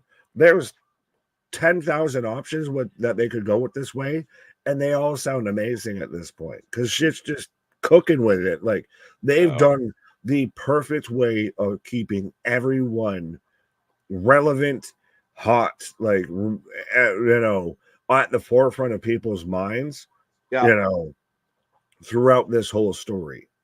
Whenever we get Roman Reigns, the place is coming unglued. You add Roman Reigns on top of having Paul Heyman, you double unglued. You add it to where he's the babyface friend of Cody Rhodes, would be interesting, but Roman's managed to turn babyface and not be on TV. Yeah. But I will update everybody. We got Rampage. The House of Black is in the ring taking on the varsity athletes or whatever the fuck. And on main event, I have Alba and Isla on my, so it just came on randomly. Main event? Yeah, apparently, but my lord. Anyway, AEW, which was better. I really struggled. I didn't love Dynamite this week, and I didn't even really love the turn. I understood what happened. It is what it is, but Dynamite I gave it a 6 this week. I think I'm going to give SmackDown slightly higher than a 6. Oh, this at least gets a 7. If you gave Dynamite a 6, and I understand, we talked about this even on Thursday. I understand that the turn from Mariah onto Tony is a big thing for anyone who wasn't paying attention. For everybody who's been paying attention and has been actually watching, we were literally asking for this damn near a month beforehand and everything. So we knew this was happening. We wanted it to happen. So it's just more of a finally instead of a holy shit moment. Yeah, I felt like it was all there. And I just felt like the dismount, and a lot of people online kind of didn't like my take on it, but tough titties. I mean, at the end of the day, I just felt like if you were going to go all the way to the end of the Owen, Owen ended up being a little predictable on the women's side that way. And I think now you kind of put yourself in a position to angle it and get that payoff a little bit bigger. But it is what it is. Like the people who are like, we're shocked are I can't help you. Yeah, pay attention. I'm almost more upset at the fact of the Owen wouldn't have gone this way if he wasn't playing tit for tat, pity pat with SummerSlam did, or King of the Ring went to SummerSlam, so we've got to do the Owen at Wembley, because you would have gotten probably different outcomes. You would have gotten different builds and probably better builds, 2 title matches at All In. And even then, with the tournament, we talked about this again, he fucked it up to where you could have had Hangman versus Jeff Jarrett in Calgary, and you run that video package back, and you make Jeff Jarrett the biggest baby face for the night. Nothing. You're right, but you do that just for the night, and then you have Hangman just beat the bejesus out of him. Absolutely. Like, I didn't get the purpose of Jeff Jarrett being the special enforcer. It was stupid. It was unnecessary. Didn't need to happen, but it did. As Brody King kicking the shit. If you're going to have him involved in the match then why couldn't you have him just have him in the match then? Facts. That sounds simple, don't it? It's amazing how if you really take all of less than 10 seconds and break that shit down and put any bit of thought, and I do mean any bit of thought to it, how it breaks down like that. Right. Any people thought they were watering down Jacob Batu, he's or they're out of their out here. He's out here doing topes, moonsaults, and whispers in the wind. They're not watering this man down at all. He is a beast, and they're making. If anything, they're just watering this man so he can bloom. I mean, imagine if you didn't know who he was, if you weren't an Uber fan. I'd be terrified. This man's the boogeyman. This is the Samoan boogeyman who's just going to show up and as he fucking hits a diving headbutt onto me in my bedroom. Yeah. Proof that Boston's in the good because he thinks we're watching Dynamite. I believe we're watching Rampage. Yes, we are watching the Rampage. I know I'm feeling it, but come on, Mike. Yes, we've got the Kings of the Black Throne taking on the premier athletes in a Who Gives a Flying FUCK match. 6. There you go. We got everything from 9.5 to 6. I'm going 7 tonight. I thought it was a very average show. I could, but I mean, again, I thought the matches we got were okay. I feel like Corbin and Apollo overachieved, maybe just because Corbin flew through the air. And I did not expect that. I told you, white man can't jump. Right? Like Woody Harrelson flying through the fucking air. Right. It's so pretty. It's so pretty. You better get your boy. Right. LOL Rampage. Now let's go. The Kings of the Black Throne for the win. I guess. I'm really confused with what they're doing with the Kings of the Black Throne.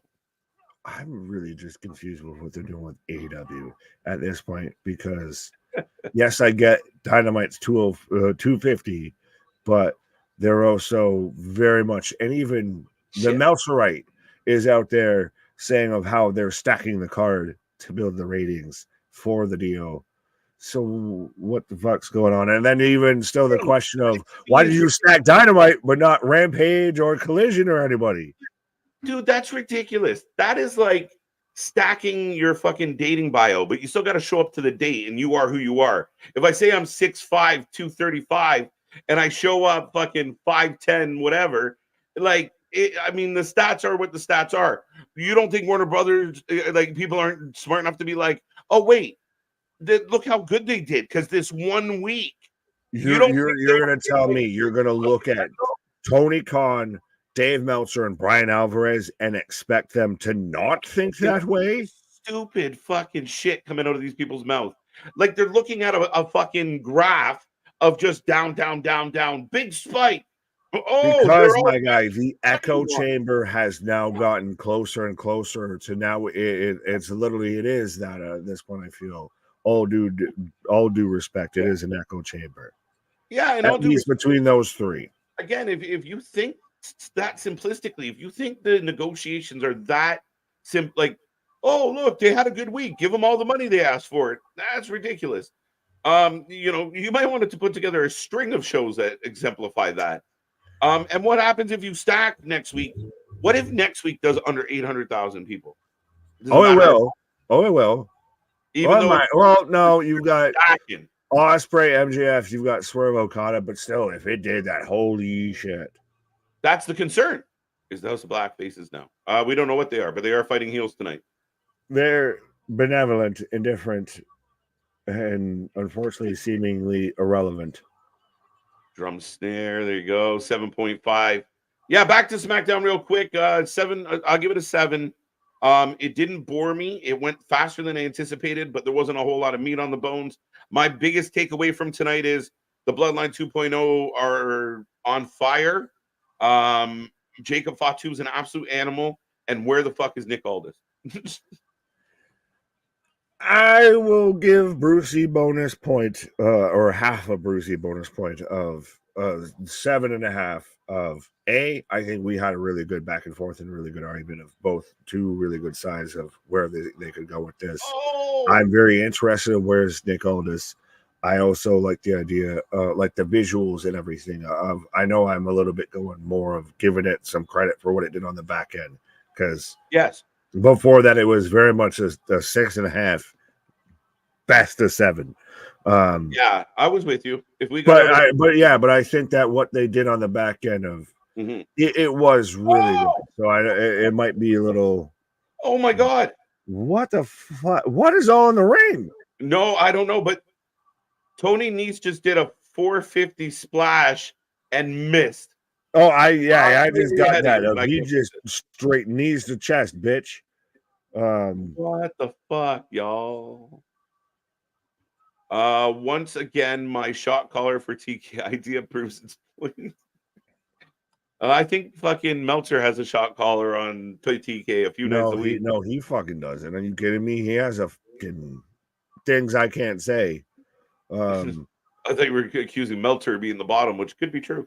Oh no, NXT that is 100% what I was accusing of. He's got some things that all Tony Khan has to do is hit a button, and that's when Meltzer starts putting out good reports for AEW. Oh my! Brody King destroys Schmark and Davari. The chair didn't give or the barricade, but wow! I am neither there. You'll get there. I just got there.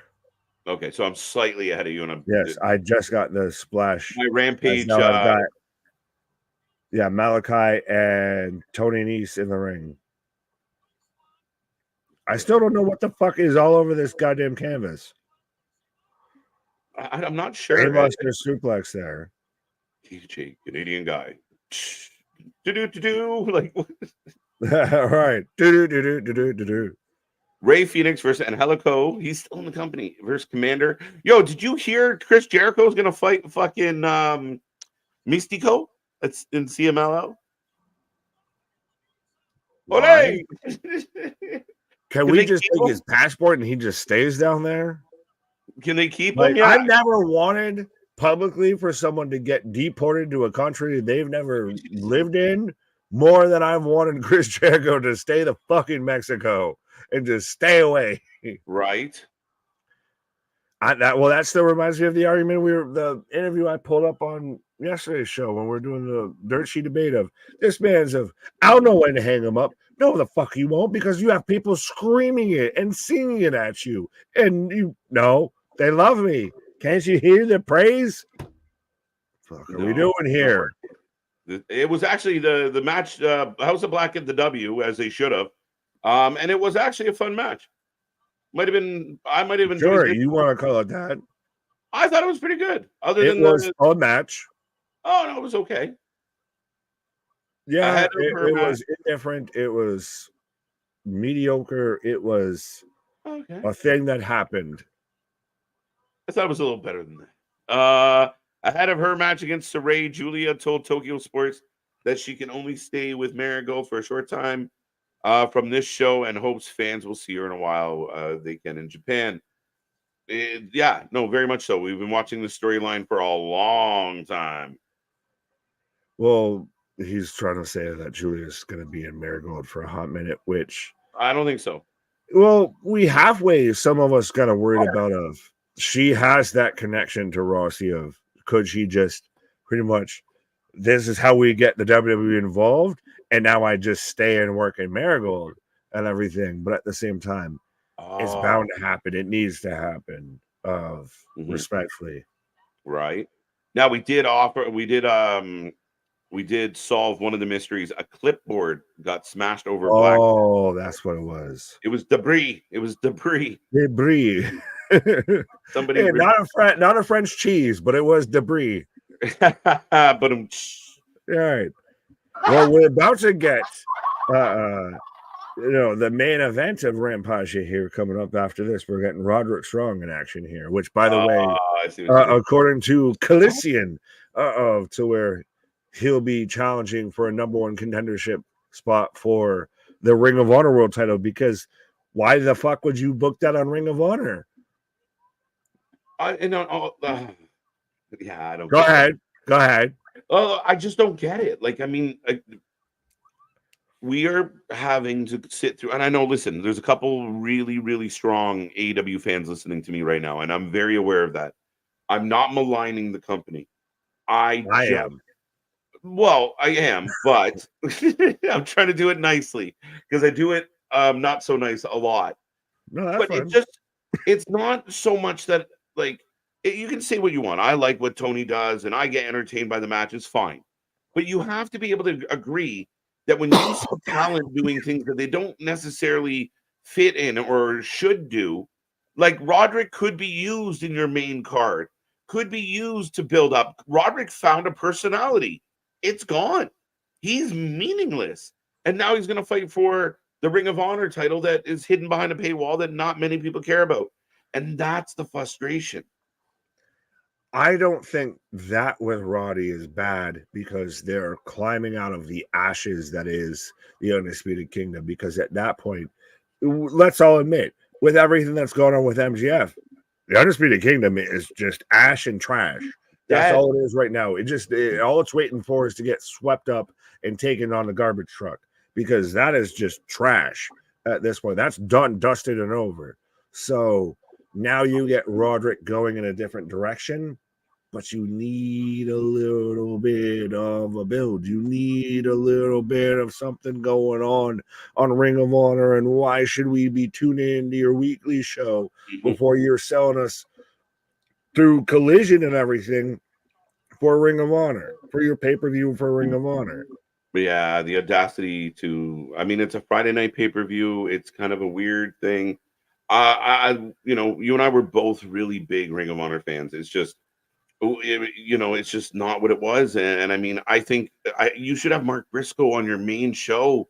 He is so over. He is one of your biggest baby faces in your entire company. And just use him. All you got to do, you don't have to even think with Mark. Just send him out there. Well, and your challengers decided on a match on Collision. Not even you have it. People talking about how how Mark Briscoe hasn't been involved on Ring of Honor, hasn't challenged for or hasn't defended the belt there or anything like that. You don't even have the people challenging him for the belts on Ring of Honor. I'm getting Roderick Strong. Well, they're still coming out to the Undisputed entrance. Yeah, they're still the Undisputed Kingdom. They haven't changed. Wardlow went MIA. Here's a question for you. What do they do with Adam Cole when he returns? Trash. Like, I don't know. Like, fucking dust him off. Fucking just act like that doesn't exist. Like, you soul for a soul. You pushed MJF and just scrapped Adam Cole. There is no coming back from that unless you've got to have the greatest idea of how you're going to come back from that. And this is not the company to do that. Why you do my boy Ben like this? I'm already in the ring. Big trouble, Ben Bishop. This man is 6'12", and you can't teach that. There you go, Roddy Strong and the boys. I was gonna say, friend of the channel, Ben Bishop. So let's go. This is why I gave a shit about Rampage. Are you taking Ben for the win? Because yes, I know I'm gonna spoil alert. Love you, Ben, but he is a big dude. Like I said, not 7 foot tall, but 6'12", and you can't teach that. Can we get him in a tag team with Von Wagner? Come on. Why is that not a thing? You know what? Maybe we'll try and get him on the channel and everything like that. We can ask him how he feels about Von Wagner. Right. The new Twin Towers. That's a bad name. I'll say skyscrapers. Skyscraper. Yeah, don't call them the Twin Towers. Yeah, right. So let us know, folks, who you taking of Ben Bishop or why you're wrong in taking Roderick Strong. Yeah, all due love to Ben. He's about to take a big L as Roddy looks tiny. Just again, 6'12". Oh. This is though, and they mucked. Hey, well, yeah, it's not Dalton Castle tonight. It wasn't supposed to be Dalton Castle. He's like if Dalton Castle just hulked up. The goalie. Remember when Undisputed Kingdom was supposed to be top faction? Oh, yes. Oh, yeah. Mark 1, 2. Yeah, it didn't last long. Oh, JLB. It didn't last long. Yeah, but good show, and I wish he would have gotten like Absolutely. at least like a choke slam or anything like that. Roddy looks like a beast. Yeah, Roddy looks like a beast taking out a big guy, and they're continuing this feud between. Still Tony Khan. We know WWE pays attention, so Tony Khan. You know why we were paying attention to Rampage right there is because of Ben. So 100% this man, you at least got a sign of a ring. See, Anna Peraza with a little new attitude. Who's what now? Oh, sorry. I just got the end of the cookout showdown there of sorry. Who can grill better? I like this a lot. So this must mean she's losing to somebody next week. Yes. Or not tonight. We saw that with SmackDown of hype them up before they lose. Right. This is excellent. But you need to capitalize on it. That's the only thing that I really worry because this is really good. And if you don't hit it, if you don't at least hit a double out the gate with this, you fucked up. Dude, that because you already fucked up to start with. They've made some really good fucking vignettes lately. Like, and we even saw it before where they were doing some good stuff, like with Wardlow, and it never went anywhere. With Hobbs, it never went anywhere. We've seen some. Roosh never went anywhere. Roosh, yeah, Jeff their WWE of a couple years prior of is there a really good vignettes, but really shite delivery. How does Dalton Castle? Oh, I guess Dalton Castle Ring of Honor makes sense. I'll give you that. I forgot. My bad. I answered all my questions in once. There you go. As I've got Ray Fenix coming up right now.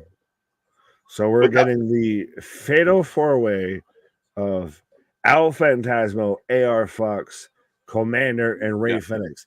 Is this like the Tony Khan detention society or something? This is Tony Khan's Breakfast Club because we haven't seen AR Fox since they were going to All In, really.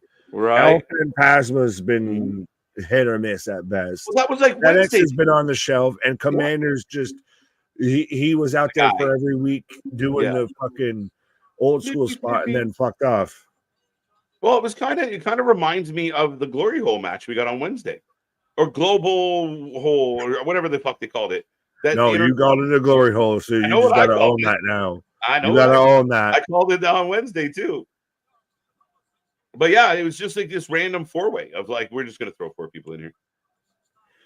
This would be a cool match on a field. I swear to God, Tony's just got 2K24. He doesn't even have his own game, but he's got 2K24, and he's got community creations out there, and that's how he books these goddamn shows. Oh, and Helico's got a dance. So Angelico is going to be the next guy that gets pushed to the moon because he's got a cool dance. Sabin and Shelley right now on Prestige Wrestling. He literally, he's the Caucasian out in this match. As we're hyping up, so yeah, next week at AEW Dynamite 250, Yes. We're going to get Mercedes Monet's open challenge to everyone but Britt Baker. We're going to get MJF versus William Ospreay for the Continental title. And we're also going to get Swerve versus Okada in a champion versus champion match. Because reasons. Sorry. I was caught up in Fair both. enough. Daydreaming. The amount of money TK is spending on these production of promos like that just to lose money is mind-boggling. Working on compelling storytelling is free.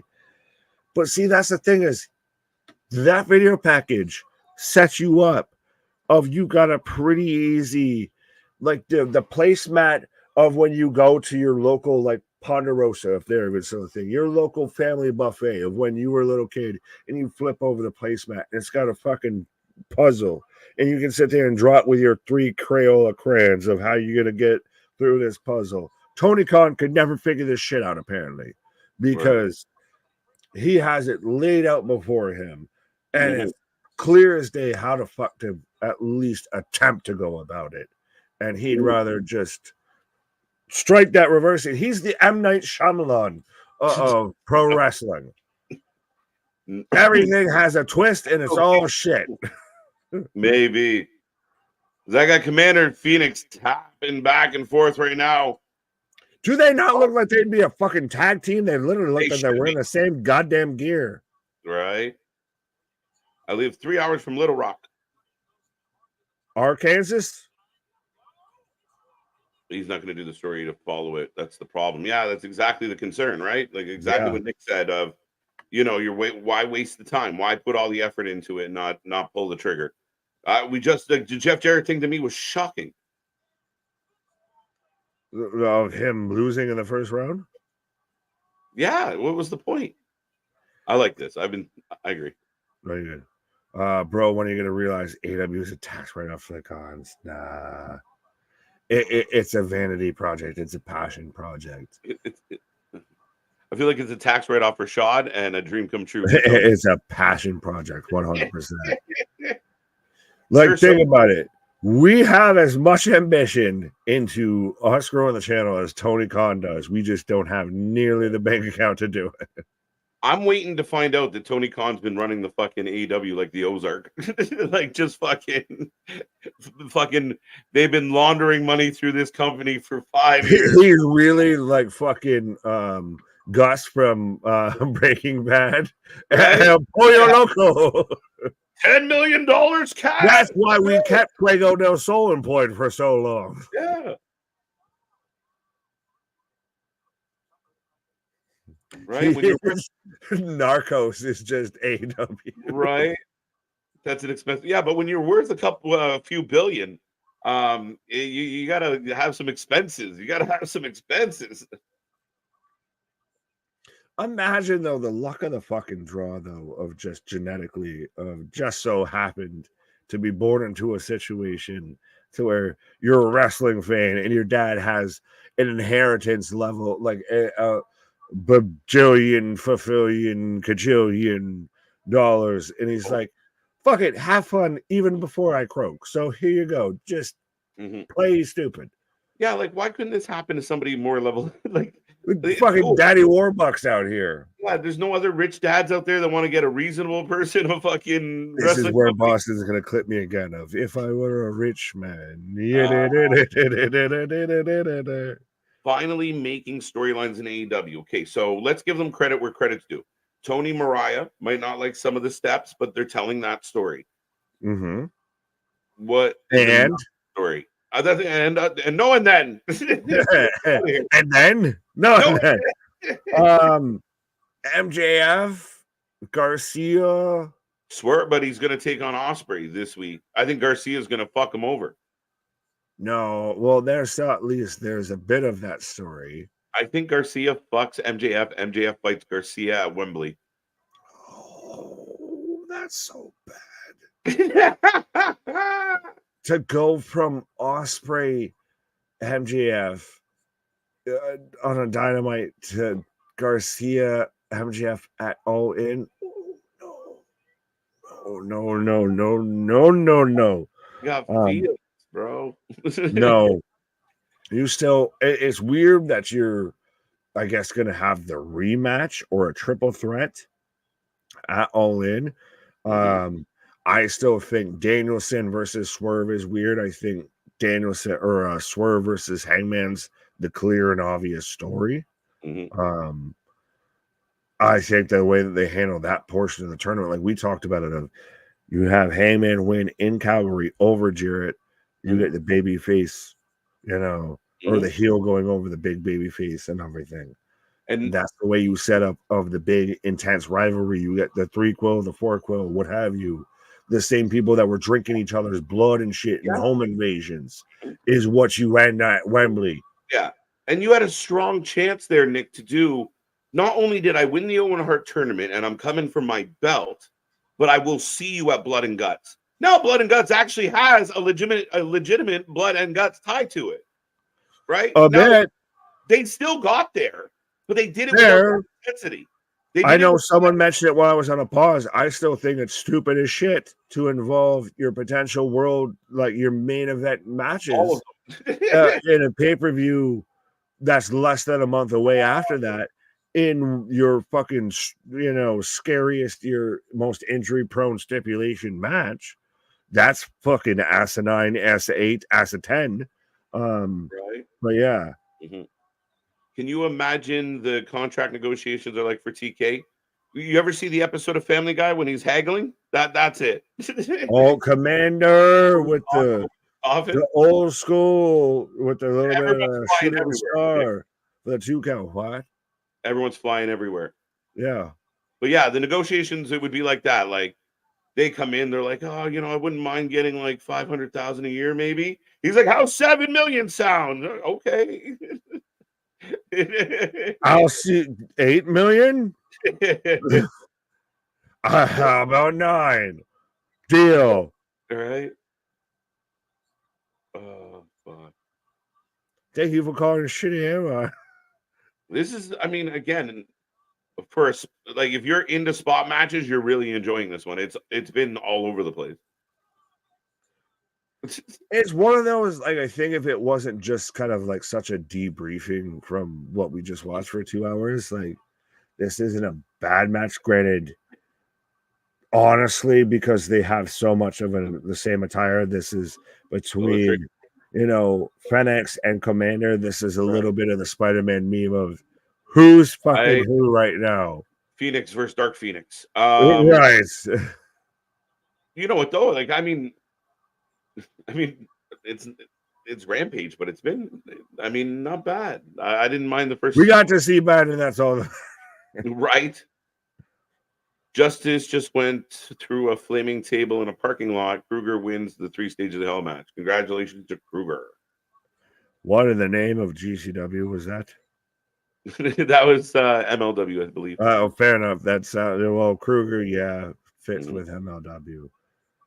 That's the thing. Is I like this. So much goddamn wrestling at this point.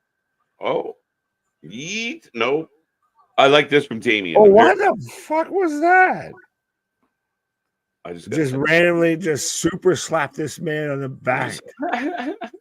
And he's now just strongly pelvically thrusting. Oh, yeah, there's a lot of pelvis thrust. Right. What a thrusting. I don't like the learning tree storyline, but that's a story. How Damien of a comment is that? That is beautiful, Damien. He's like, oh, I got him credited. It's a story. Frog splash. Just because I hate it doesn't mean it's not a story. Two got his AR kicks out so Fenix rolls into like the crucifix position here. Now technically his shoulders were down, but no. They instead of finishing it on the high spot where they could have just went out, they had to do a couple more things first. Yeah, that's how they finished it. That didn't even look like a finish. That looked like the match was continuing. That's fucked. Just end it on the big spot. Don't fuck around. As we're getting a replay of the learning tree, speak of the devil, and the fucking dreaded fucking forklift spot, which was garbage. You're fine. I'm glad I'm actually behind you on this because Sleepy Joe of literally bouncing through so Chris Jericho didn't essentially catch the same amount of damage that Samoa Joe did of just diving through a random wall. I'm getting more Jericho on her TV because fuck, why not? Hi guys. This is the song that never ends. It goes on and on, my friends. Some people started singing. Right. Just rage mode. What the fuck is Renee wearing? B, why does so where does fucking Bounty Hunter Brian Keith out here look like he's in a fucking Levi's commercial, and Big Bill look like he's in a Calvin Klein commercial? And why is Chris Jericho's tatas more saggier and hanging lower than Renee's? What the fuck is going on in the segment? This man looks like he has had a breast reduction. It's bad and it's getting worse. Like this is now getting this is fermenting. This is now one of those of you took the trash out, garbage man hasn't been by for a while, and now the bag's starting to rot and shit. This is absolute fucking compost. As he's supposed to be halfway, he's selling it now that he's like this unhinged psycho behind here, that he's fucking Jeffrey Dahmer. That he was fucking Norman Bates. Oh, hi guys.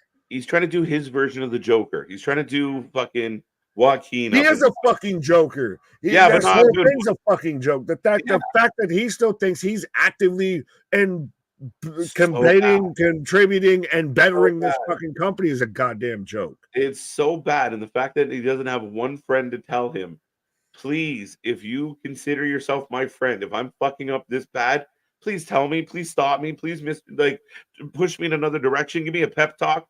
Don't let me embarrass myself like bullshit, because you have people screaming it at him. Yeah, but he doesn't respect or believe any of the people that are screaming. Which is we don't believe or respect you, Chris Jericho. So the feeling's mutual, motherfucker. As we're getting Thunder Rosa. I missed the name of her opponent. It's Paul. Rachel Ellering. So shit, I haven't seen her in a hot minute. Yeah, she's out here with the thickness for the quickness. Jericho. But that's the thing, is that's one of those, you see that, and then this is what has to follow it. Like, people tuned off the second that chubby, fucking flat-chested motherfucker was on our screen and everything. I've been pointing out on Dynamite, there's a pattern to the middle of the show, and you constantly see that Jericho is connected to the women's segment either before or after almost every single week. And a lot of times Jericho will follow a Sasha, right? Because I think he's hoping for the spike in the rating. They kind of shine on him. Has a turd following a turd. Yeah, that's I'll tell him that. Shit rolls downhill together. Yeah, KJ, if you don't respect Jericho, Brian Keith will come get you. Oh, they killed their guy. Sorry? At this point, I don't know if you'll come back with that fucking sling on or not. So bring it, motherfucker. Straight up, man. You more than me, actually, but I was right behind you as far as big fans of Keith. The badass. You should have teamed him up with Hangman, not Jericho. They've assassinated everybody with this. Like, think about it. You've killed Brian Keith. You've killed Big Bill, aka W. Morrissey, Will Morrissey, which is both two names he should have wrestled under way before he was ever Big Bill or anything like that. And now you've dragged down Joe's been fucking ruined because of this. Hook's gone. Fucking Shibata's fucking gone. All because of this. Like, it's literally become, it was a joke and a meme, and we've all been talking about this, like us especially for the longest time, of the Jericho vortex and how he refuses to put anybody over, and he'll see he puts them over as he drags them down to fucking hell so he can, suck them off pause to still stay halfway relevant. It's now getting so obvious and so destructive. Yeah, And again, like I keep saying, and I said it on Thursday, I said it on Wednesday.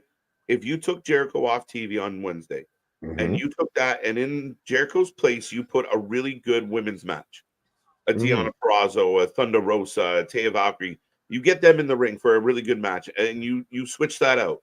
Your show's better, and you're highlighting your women's division. But no, that street fight was hot garbage. Never mind the fact that the ending was stupid. But here's my question now, Nick. Hook's gone. Joe's gone. Don't die. Did you die today? Where do you go with this story? What's next for Jericho? Like, Joe's gone, Hook's gone, Shibata MIA. Like, does he just move on and torture some other fucking poor souls? Right. Yes. Sorry, I was not trying to die. I was getting caught up with the Hachu. Oh no, we were very aware. Yeah, right, and couldn't get close enough to the button in time and everything. But yeah, no, this I think just becomes, and he just carries on searching for another soul to destroy amongst the AEW roster here. Because, like, was that even, honestly, you were here especially for it, was that an actual match, or was that just a forklift spot? It was literally a forklift spot. Thunder Rosa will get the pin. But no, literally, you got in the ring, you threw some punches. She gets the tap, so yeah, tap, my bad. No, because basically they fought for a few minutes up, like the whole purpose was get in the ring, get up the stairs. Big Bill just happened to be taking a piss in the one washroom.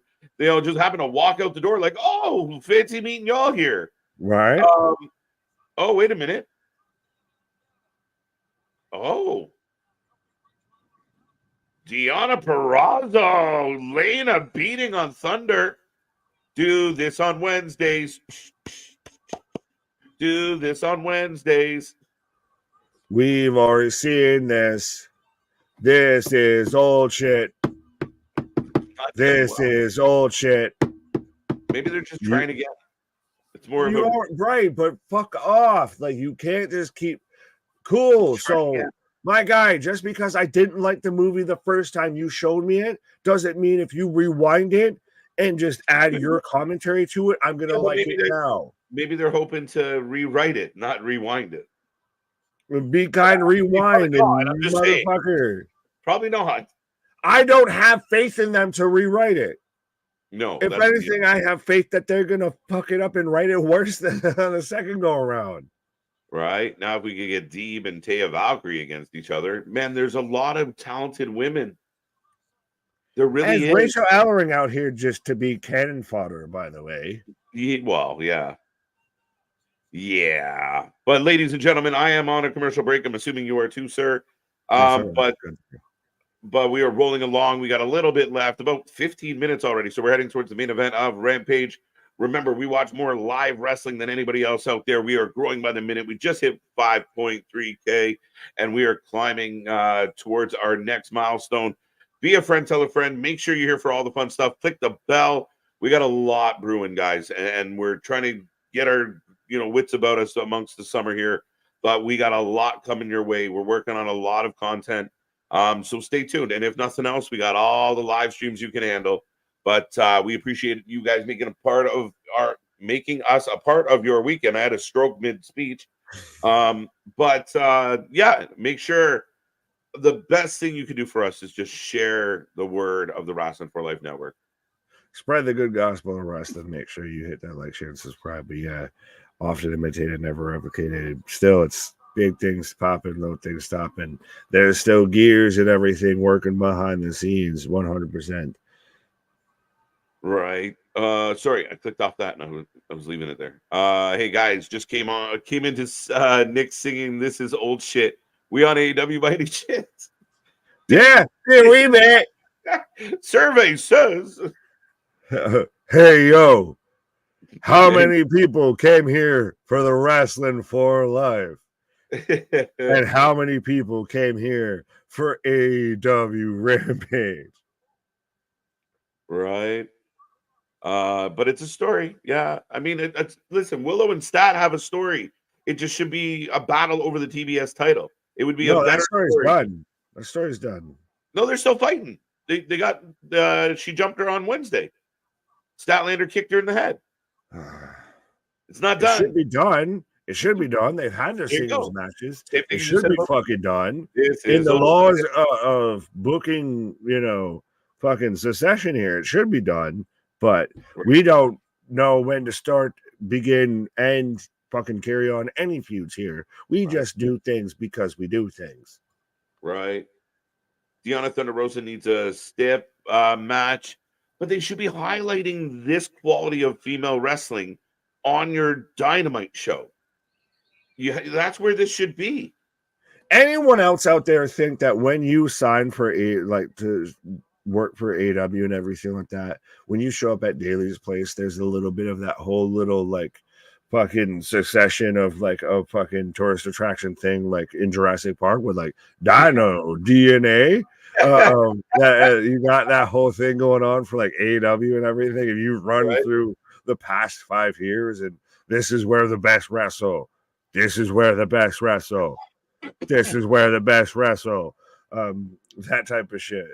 Because that's kind of just in my heart of hearts, in my mind's eye, what I imagine of. There's an indoctrination process, I feel, a little bit. Or an attempt, at least. An attempt. You popped me with that one. I can visually picture the screens coming up. Like right. Tony? It's just the DNA strand. It's fire me, you fucking Mark. Yeah. Like the DNA strand has a little like fro on top of it. Well, hello, Tony. Hello, Tony. When you get the John Hammond that greets the John Hammond, you get a Tony that greets a Tony. 100%, my guy.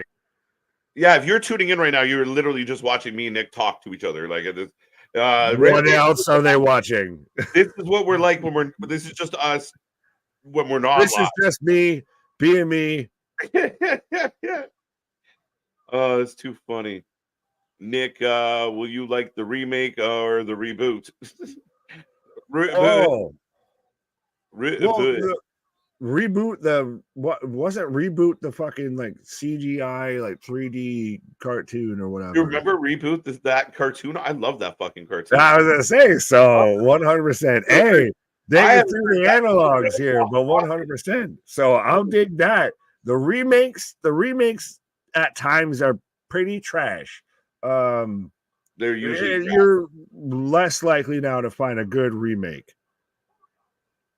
No, the remakes are terrible. And the big thing they do with modern remakes is they take a very simple story and then they add a whole bunch of feelings to it, and like everything's emotional. And half the movie's about how the character felt. Look at you emotional. Like the old movies just got to the fucking point. Like there's a killer, he kills. Someone's trying to stop him. The end. It wasn't like the killer had 12 bad years of childhood, and if his mother had only breastfed him longer. And wait, I don't need to know why I should feel sorry for the guy that's slashing people up. I don't give a shit. How about he just slashes some people up? Right. No, he just does, killer shit. He just does what he does. Right. Well, speaking of doing killer shit, from one killer to another killer of the geek box out there, saying wrestling for life. Chalk one up more for the good guys. Absolutely. Thank you, sir. Thank you, sir. If you have to tell up the best wrestler there, it's because odds are you can't show us the best wrestling. True. To me, it's like it's that hurt my brain. Can someone translate that for me? Yeah, but basically what he's saying is if you have to keep saying it, right? Odds are it's like the guy that's always at the party running his mouth the biggest about how tough he is the first guy to get knocked the fuck out. That's what Conor McGregor. Hey, you'll do fucking nothing. Right? Like it's kind of that mode of like, oh, this is where the best is. You're like, well, prove it. And you're like, I don't know how to make the show. I never expected to make it this far. Rampage. As we do have Top Flight and Action Andretti. So we have Failure to Launch taking on Shane Taylor Promotions. Bro, if there's a tag team that's been more exemplifies the Jericho Vortex, it's Action Andretti and Top Flight. I don't know who else. Wait, what was the question? I was laughing about this, man. I got a visual of Geekbox and yogurt coming out of his mouth. I don't maybe. need to visualize that. You keep that between you two in private, sir. I just turned him into Greek box instead of geek box. I don't want to know about any of that, and neither did Oh, anyone shit, else. That was a double entendre. Keep your relationship private. That was We magic. know you say he's your second favorite box. I think he's starting to become your first favorite box. Bro, that was absolute magic. I'm patting myself on the back of that. That was fucking ridiculous. And I walked into everything you just said. I heard every bit of it.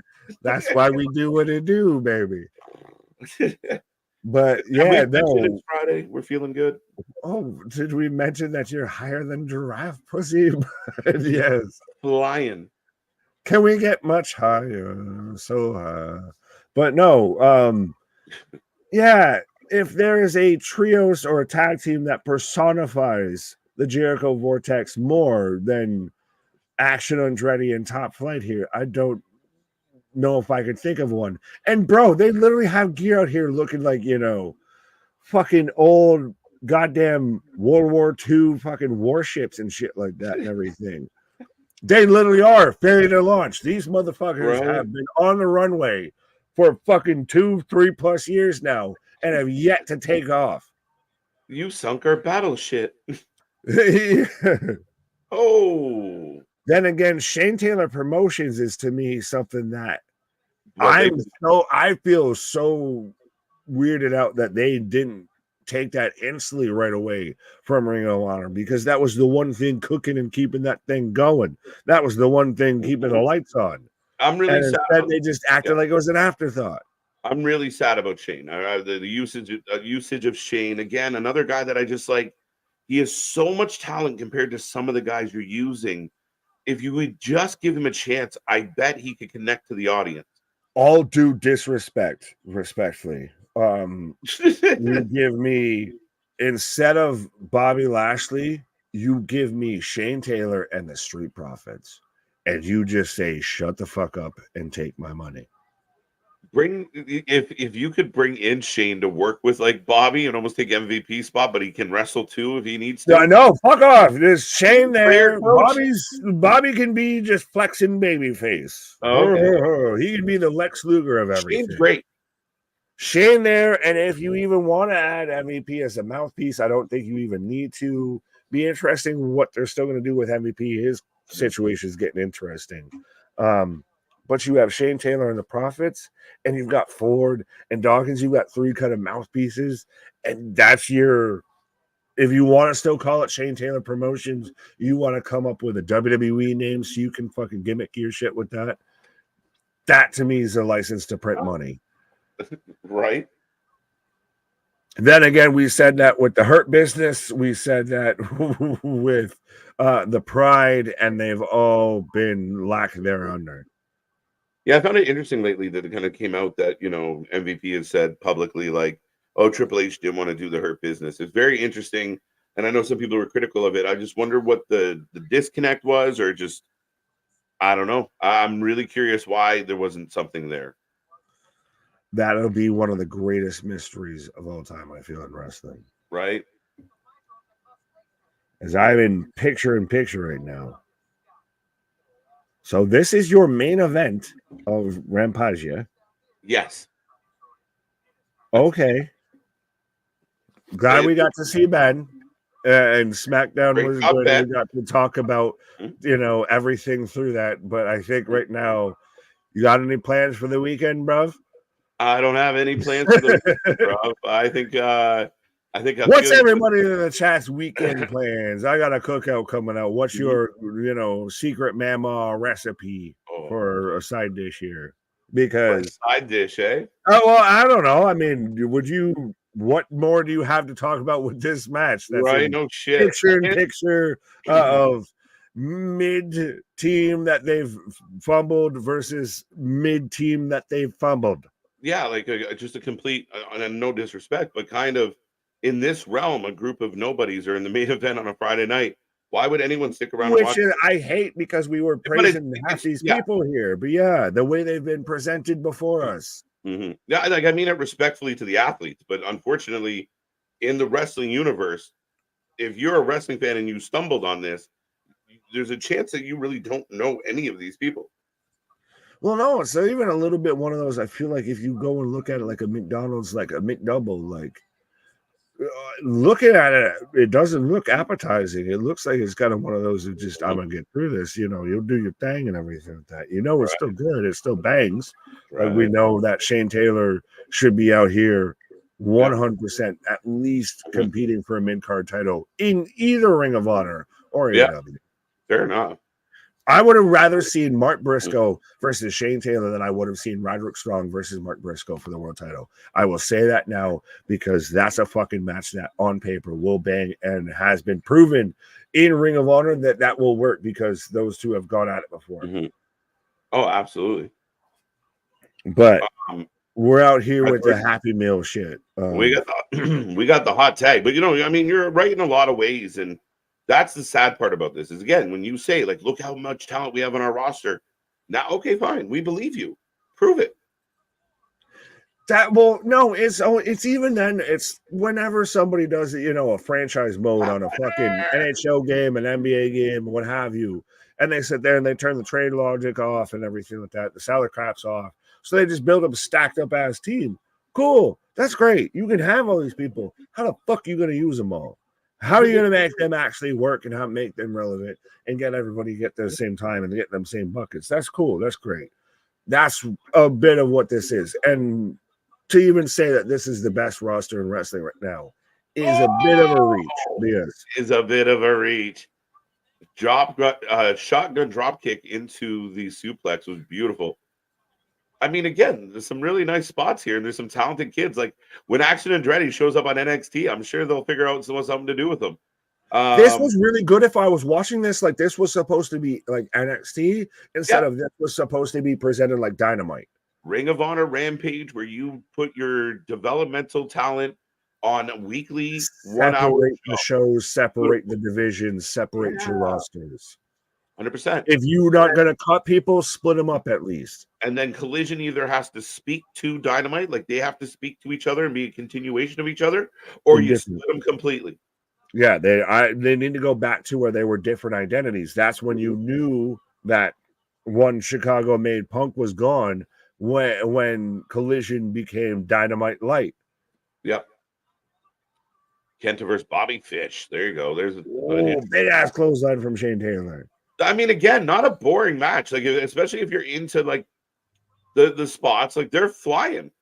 It's one of those, like, I would go back and, like, if I'm, like, playing a game or whatever, like, tomorrow or whatever, I would probably go back and throw this on and everything like that. But right now, like, yeah, I'm not really about this for this here. It's kind of, I don't know where this carries on beyond this or why I should care this is especially as the main event. Like, I feel like there's even the potential you could have other things on the show as the main event. Instead of this, and on a Friday night, you have to give people a reason to want to. You got Friday night in the summer. Friday night in the summer, my guy. You got to make it a destination, a reason for someone to delay going out, or fucking turn off a movie for a second. Oh, I got to see this match. That's been the biggest thing lacking in AEW. It's not been appointment viewing. You could still watch it, but you're not making sure you go out of your way to make sure you watch it live. Yeah, I can stream this 2 days from now and catch up on, okay, that was a pretty good match. And generally, I only do that when I see, like, I'll see something on Twitter where they're like, oh, blah, blah, like, I know we're here for Rampage, but for the shows we miss, it's like, unless I see kind of a buzz about something online, I don't go back and look. Yeah, honestly. Every now and then I'll throw on something, but honestly, more of what I'll throw on is, like, older stuff. Right. I'll throw on it. Yeah. You're not wrong. Is Andrade trying to pick up Shane Taylor? You didn't get those thighs up in the air, my guy. Yeah, we talked about the power of the posterior before, but my man's got them birthing hips out here. Right. I would take MVP versus MJF. That would be classic. I don't know, my guy. In a battle for the letter M. Right. It's a battle for the letter M. Are you guys going to do Collision tomorrow night? As it stands right now, we are not, Damien. Yes, we might be on a 72-hour break after this. We might put her, at least a 48-hour. At least. And okay, there we go. Mercifully. I was I can't do math. As it contains struggles to as it is contained. How often do you hear people talk about EW with excitement outside of when it actually on TV on the time? Yeah, I get your point there as well. Like a lot of it is reactionary fan base, right?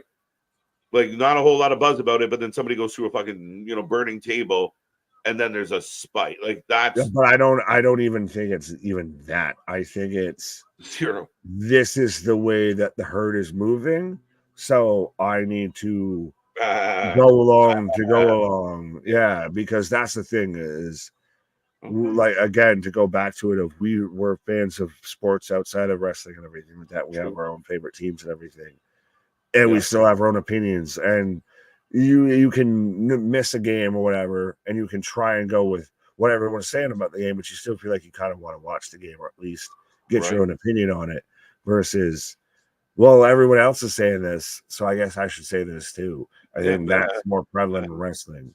Where's my Kool-Aid? You just, well, no, it's you go like salmon, they go upstream. Well, as long as you're not putting your stream in the wind, you're okay, folks. Like a blind man pissing in the wind. It's all coming back to me now.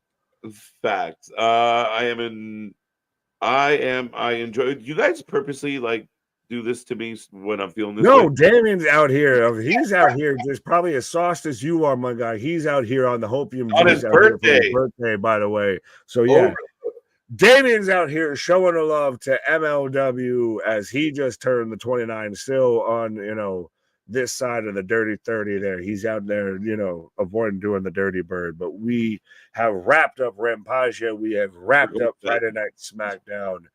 We have wrapped up a crazy week in pro wrestling here, my guy. I'm getting pizza. Good to know.